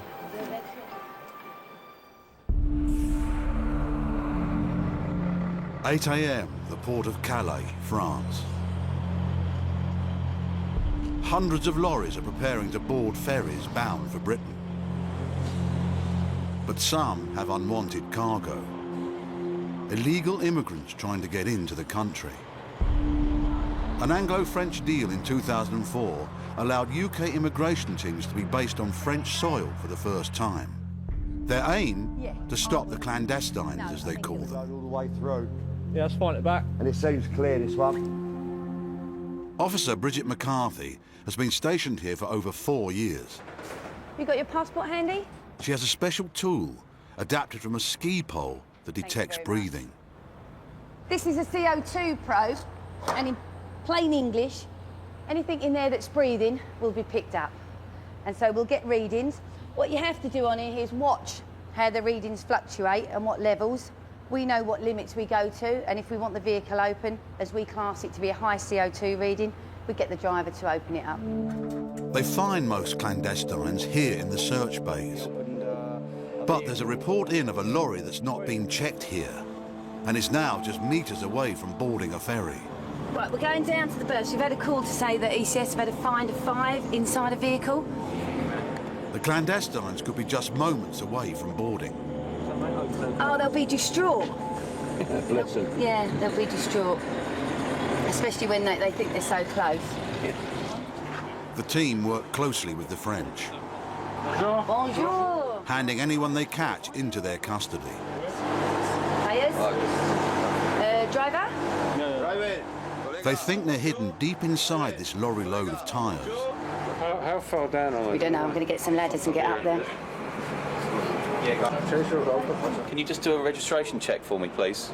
But they're in there somewhere. They're in there at the back there somewhere, yeah. We're not sure. Five, Go we in, think. We're not sure. No one has a ladder. Only one way in. You don't mind? By all means, yeah. I'll hold the gear then. You two, let's get in there. Brilliant. Good strong men. Up for there, Dave. We will get a ladder for him. Just tell him stay there 1 minute. What nationalities do you think we got, Toff? Indian. Indian. Yeah. 1, 2, 3. So at least 6 people up here. There you Excellent. Buried amongst the tyres, the immigration officers have found more than they first thought. Okay, he speaks English. This guy here speaks English. 7 Indian men. Still shot. You know, basically right at the very bottom, how they got down there and how they ever think they're going to get out. Hello, guys. You okay? Where'd you get in Belgium? Belgique? Belgium. Ah, Belgique. How long you been in? How long? This morning? Yeah. What time? And you haven't got any documents on you guys? No passports? No papers from the French? How can you get to England with no passports? Be careful. That's it. Excellent. It's not very nice. The load's very uneven. They're all over the place, and we've got a duty to care for these guys, so we've got to get them down as soon as possible. Just stand there for me, good man. Yeah, the sailing, by all accounts, is off at 8:45 British time. So I don't know. I haven't got a clue what the time is now, but as you can see, the ferry's coming in. They're 150, 200 yards away from getting on the boat. Look, guys, look! So close.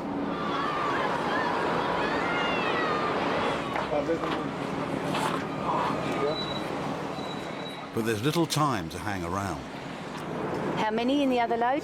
6 Yeah. Indians? Another report of more clandestines.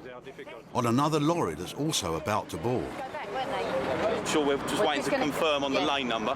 So we're going to leave this vehicle, we're going to head over here now and sort this one out as well. Okay. While the Indian men are taken to a holding room, the team are going full steam ahead.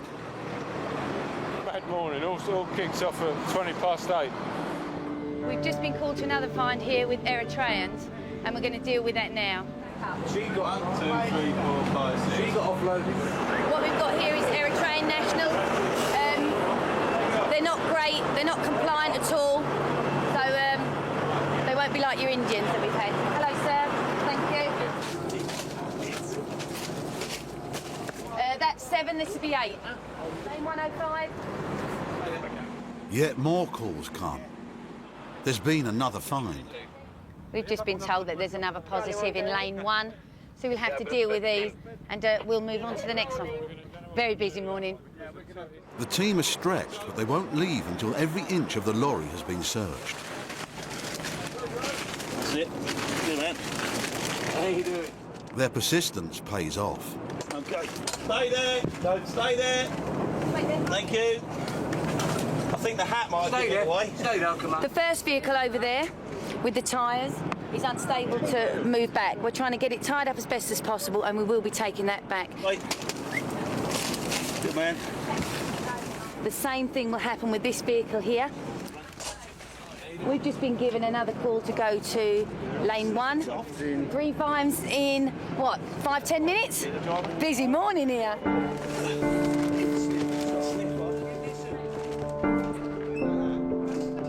In total, they found 15 people in the last 15 minutes. And outside the port, hundreds more ready to take their place, in search of work with British employers who are ready to break the law by hiring illegal immigrants.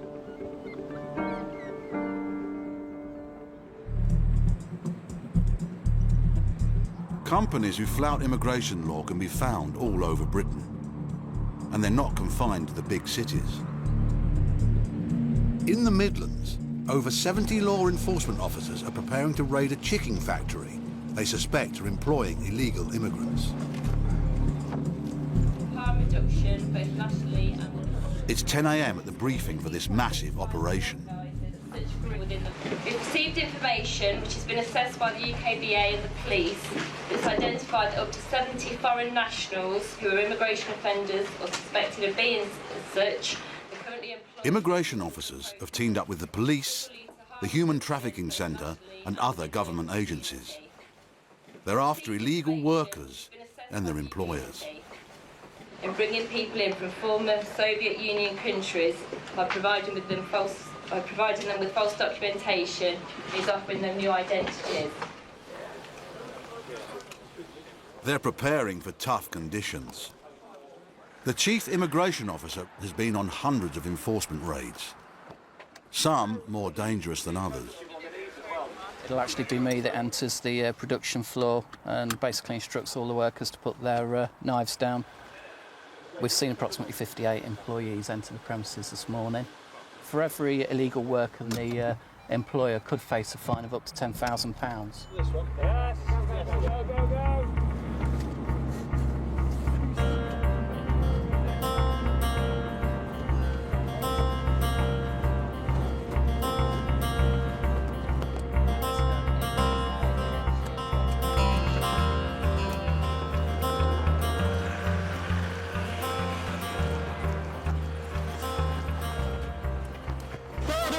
Have got a warrant to conduct a search of these premises today. Police! Police officers, everybody stay where you are! Everybody stay where you are! Stay where you are! Everybody stay calm! Everybody stay very, very calm! The first job is to make the factory safe. Each worker has a razor-sharp knife, a necessary tool of the trade, but a potential hazard on an operation like this. Okay. Yeah, just at the minute we're securing the premises to make sure all the officers are safe. And that means getting rid of all the knives and putting all the subjects to the left and right of the building, and nothing can happen in the spur of the moment, basically. Okay, is there anybody here that's British? If you are, then could you put your hand in the air? If you're British, put your hand in the air. Nobody British. The immigration team has a lot to search. They have to be fast and careful. United Kingdom Border Agency!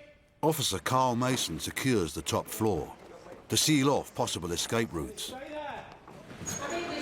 Excellent, fantastic. Can you take this seat for me, please? I am. I'm just going to get my coffee and go for a fag meal. OK, well, you're going to have to stay in here for the time being. Basically, what's happening now is the outer cordon's on, stopping anybody running away. You're sweeping downstairs, which is going to be the hardest bit because you've got all the workers down there, and we're just sweeping these offices. I'm not going anywhere, Doug. That's OK, no worries. Just trust me. I'll trust you implicitly. Andy, if you can just identify whether there's anyone British over there. On the ground floor, the chief immigration officer and his team are trying to establish the workers' nationalities. All right, but everybody on the production line is a foreign national, as far as you're aware. All right, thanks very much. You stop there, fit in there for me, OK? It would appear that every single worker bar one is a foreign national. So the next thing that we'll be looking to do is try and identify which ones of those come from an EU country, because again, they'll be not be subject to immigration control. Sir, where are you from? What country? What country are you from? What country are you from? Afghanistan, Iraq? No, understand. Nationality? Romania? Keep moving down, please. The chief has his own method of finding information. And did you all move up from London together then? Yeah. Oh, that's good. Yeah. Play the nice guy. What sort of jobs did you do in London? Security. Oh, right. So totally different then. Yeah, at the end of the day, if we don't come across too forceful, then more often than not, they'll just have a chat with us, and we can get a lot more information that way. What made you come and work for a chicken company then? I didn't know that. You didn't know? What were you told you were going to come and do? just to take care of chickens, that's it. Oh, so you thought you'd be feeding them? I think they're a bit past feeding now. He was promised a job up here. That is quite important to us in that there are several allegations that maybe people are employed by this company. Some are given to believe that they'll be doing different types of work to what they actually end up doing. Back upstairs, Carl Mason's team have found rooms which you wouldn't expect to find in a chicken factory. Hello, sir. Back rooms which look like they would have been chilled freezer units, chiller units, been used as accommodation for obviously people who are working on site. And just looking at the rooms, they're clearly not intended for this. They find 4 small rooms, each with 2 beds, personal items, and other material. What appears to be sort of counterfeit pornographic DVDs. Depictions of bestiality. So, I mean, they're clearly illegal, so on police advice, they're going to be seized and disposed of. So far, the operation is posing more questions than answers. 69 people turned up to work here this morning, many of them suspected of being illegal workers.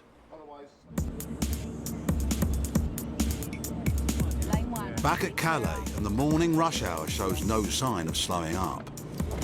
So we've had Indians, Eritreans. Yeah. What do you think we got here? This time, a more unusual find. Hiding in the cargo, an entire Vietnamese family. Food.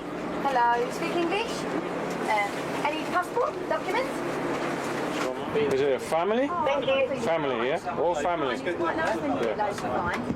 In this particular load, we've got 5 Vietnamese, 3 are female.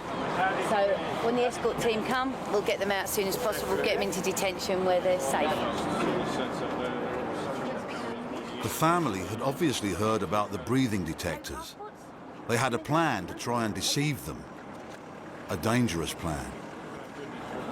So they will actually put plastic bags over their heads, risk their own lives, you know, in order to get to the UK.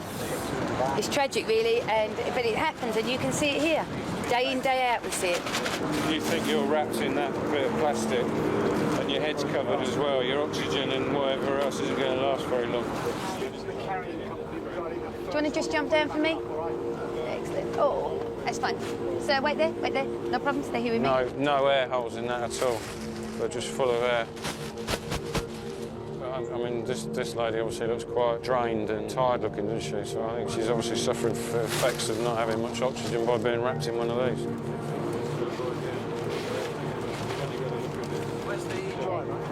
Well, I think they actually board. This lorry was just about to go on. That's where they go on. If you can see, you've got one just going down there now. So they were so close, so close to getting on. For these people. And another call comes through. People have been found on a boat. Not a ferry, but smaller and faster. In the search bay is a truck carrying expensive yachts and stowaways. The chief immigration officer sends his crew inside. You can clearly see how they've actually got into this load. They've just basically slit the back and they've actually got inside the main body of the boat. All right.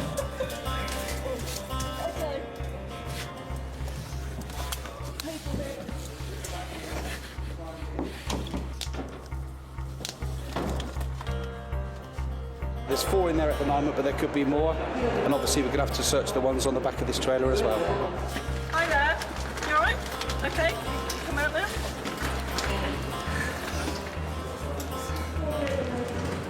What I want to do is make sure this ladder's secure when they get down. Okay. You be careful. Hi there. Oh, careful. Mind your head.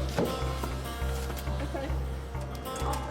Around 50 ferries leave the port of Calais every day. Each one an opportunity to reach British soil. 1.5 hours, 31 found in 6 separate finds.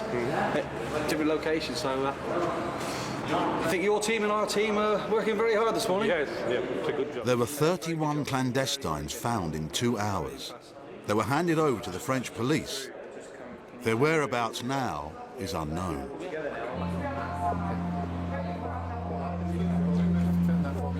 If you could just go up these stairs, and it's just up to the right. It's time to process the workers at the chicken factory. Yeah, that's fine. Of 69 employees, 68 will be questioned about their nationality and their rights to work here. This is your last one? That's a good one.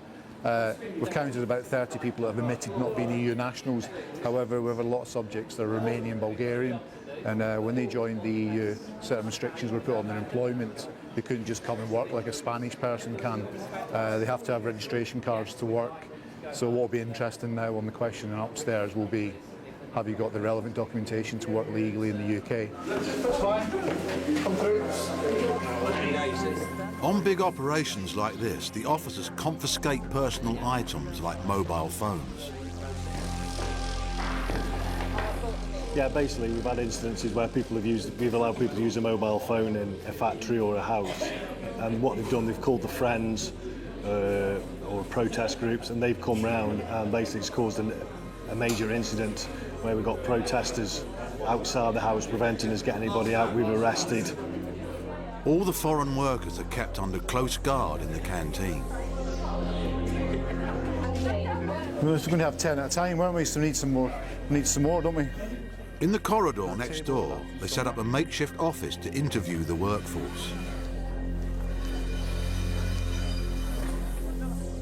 With their mobile fingerprint machines and some interpreters, the detective work begins. Illegal immigrants will be arrested and face being removed from Britain. But who will stay and who will be leaving? Elia, there's no point in trying to tell untruths about your situation. There's nothing to be frightened about. Okay. Yeah, I was trying to get one of my colleagues to see. So what basis have you asked to stay in the UK? The stakes are high.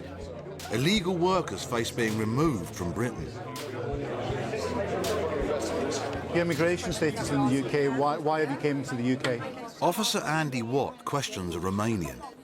To understand him, she has an interpreter. So you have no national insurance card now? Romania is new to the EU and has restrictions on it. She's allowed to be here, but requires a registration card in order to work. Next question is, how many hours do you work here every week?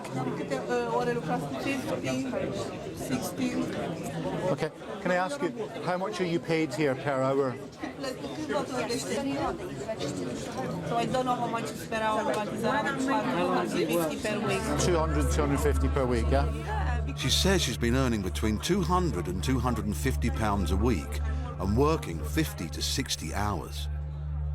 This is less than a legal minimum wage.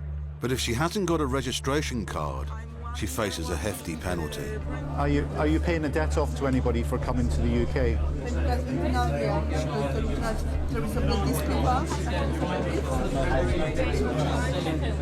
No?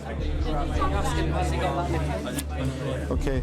Has your employer here ever threatened you in any way?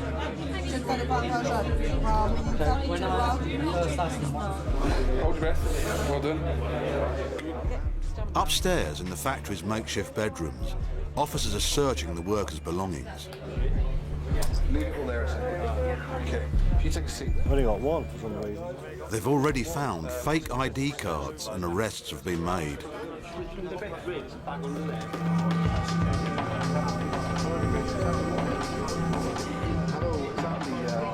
They discover the woman being paid below the minimum wage is Romanian, but she doesn't have a worker's registration card. Because you're from Romania, okay, certain restrictions are put on Romanian nationals working in the UK. Okay, and as such, you should have a work permit, a registration card to be in the UK. Okay, now there's a penalty notice for you working illegally in the UK.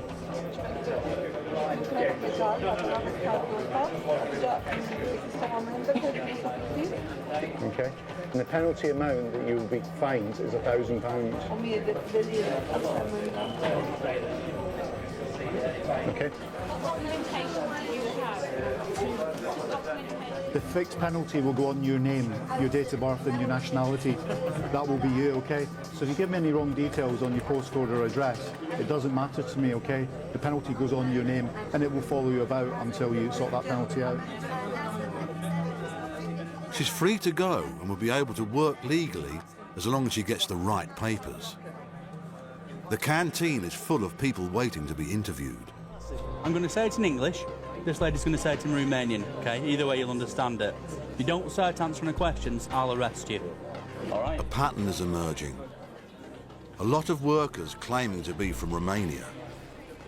The immigration team isn't convinced. It's definitely a trend here in that an awful lot of what we believe are Pakistani nationals have produced Romanian identity documents. I'm more Romanian than you. What we'll be seeking to identify is where they got those documents from. Perhaps they're linked to the employer and perhaps they're not. But at the end of the day, that's a lot of interviews that we've got to do to establish whether that's a fact or not. So you say you're Romanian? Yeah, Romanian. How did you qualify to be Romanian? This man says he's from Romania and his work papers are up to date. Are your mother and father Romanian? Yeah. Yeah. And they were born in Romania, were they? Yeah. Officer Mason gives the Romanian a simple geography test. Okay, tell me which countries are next to Romania? Moldova. Moldova. Hotel Alpha Sierra Sierra Alpha November. Bulgaria. Bulgaria, yeah. Well done, yeah. Any more? Yeah, any more countries next to Romania? There are 5 countries that border Romania. I won't give you any more details because I don't think it's going to be weird. And no records of this man's right to work. You are not Romanian. I'm not Romanian. I know you're not Romanian. Yes, I know. So, what's your nationality? What? Where are you from? What country? What country? Yeah. I am not understand. Okay. My English is not in... Your English was brilliant when we started. Do you speak Romanian? Yeah. You wait there. I'll get a Romanian interpreter. You? I will get a Romanian interpreter. Your spider sense is tingling. Yeah. The next test, can he speak Romanian to an interpreter on the phone? Explain to him in English. Marion, that gentleman speaks Romanian. You say you're a Romanian. You've only been here 1 week. I'm from Romania. Please speak to him. Noroc. Noroc. Bilal Kore. Yeah.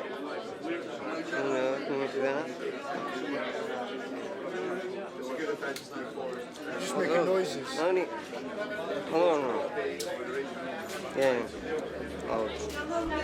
Oh, that's Hello, sir.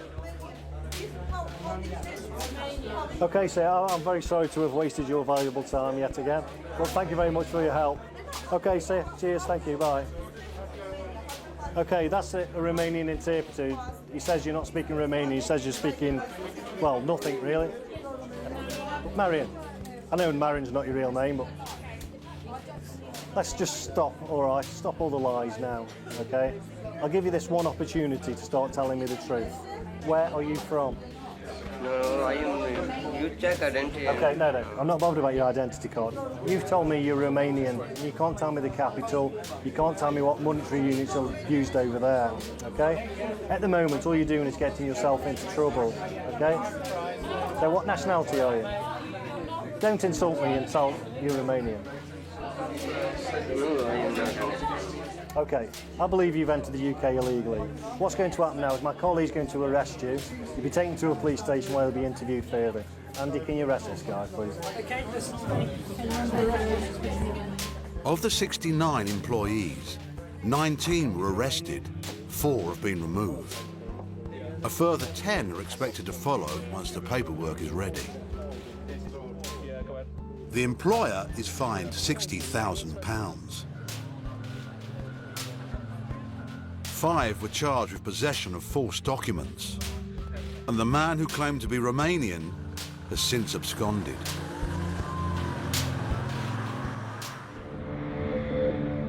Heathrow, Terminal 3. Immigration officer Kay Lomas is on the desk screening passengers. Hello, sir. Where are you travelling from today? From LA. Okay. Do you live there or? I live here. And what do you do here? I'm a student. Tell me the whole title of the course. Yeah, it says postgraduate. Yes. Certificate Business Administration. Right. It's MA. It's a Masters of Business Administration. Well, there's a difference between a postgraduate certificate in business administration and a master's in business administration. Which one is it? It's a postgraduate certificate in business administration. Is that a master's course? It's master's course. It can't be. Okay, I got a letter. I found it. Yes. When are you returning? I am quite wary of some students in the UK. As we know, it's very expensive to be a student in the United Kingdom. The fact that he was a bit mixed up about what he was studying, whether it was a master's or a postgraduate certificate, I don't understand why that would be an issue. Okay, so we're about to take your photograph. You want to look directly into this camera here for me, please. Officer Neil Newbury is questioning another student whose story doesn't add up. The immigration officer asked you some questions about your course, and you did not answer them sufficiently well for him to be convinced that you're studying in the UK. He's already carried out a bag search. He found a diary with some revealing entries. He's talked an awful lot about work, and he's not once mentioned his modules, his studying, any of his tutors. He's not mentioned any of them, which is quite strange if you're here to study. Sainsbury's is going down every day. He's doing only 2 or 3 days in Sainsbury's. Now he's having to find a second job. 2 men, both claiming to be students of business administration.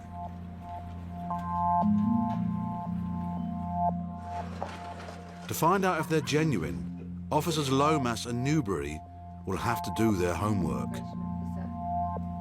Can you tell me what you've learnt in human resource management? What I study? What you have studied? There is a 2 part. One is employee and another one is employer. Yes. Okay. And if something wrong with the employee and employers, they need to advise one HR manager or some HR consultant to get the sorted out these things. And what does the HR manager do? What is their role? What is the role?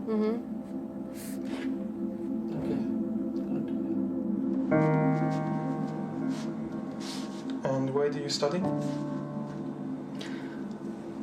Central England. Oh, I'm too much.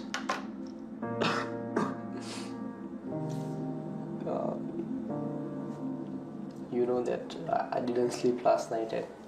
What should I say? I forget everything. I don't know. What should I say? So you're saying you can't remember where your college is? No, I know that. I know. HR rules means for a company, the managing full staff. Tell me about financial reporting. A good result for this student. Not so good for this one. Okay, I just want to show you something from your book in your bag. Dated 18th of February 2008. I know you wrote it down, yeah? And see what I've underlined? 18th February 2008. I'm doing only 2 and 3 days in Sainsbury's. Now I'm finding a second job. So you're going to start telling me the truth now, or we're going to keep going around the houses. Were you working in Sainsbury's 2 or 3 days a week? Can I explain you personally? But not in front of camera, I'm telling you personally. Slowly he started to open up to me and explain what he's done. His family are in financial difficulty back in India. That their house was being repossessed by the bank. And I do have some sympathy with him in that situation. It's It's mainly the enforcement of the rules that we're concerned about, unfortunately, and in this case you have broken the rules, the immigration rules, so for that reason your visa is going to be cancelled today. I'm going to return you back to India on the next available flight, which is this evening at 9:25. Officer Newbury's passenger has failed to get into Britain. It's a different story for Officer Lomas. Oh yes sir, he's a student. We are happy to readmit you to the United Kingdom today. Thank you. Right, Thank you so okay much. sir, that's okay. Good luck with the rest of your studies and your job. Yeah, thank you. It's nice when you've done your inquiries and at the end of it you're satisfied with the result and you know that the right thing has been done. He is a genuine student and I'm happy that, you know, that I've done my inquiries and I'm satisfied with that and he can come in. As this case closes, more flights arrive and hundreds more passengers fill the arrivals hall. It's back to the desks of the immigration officers and back to work.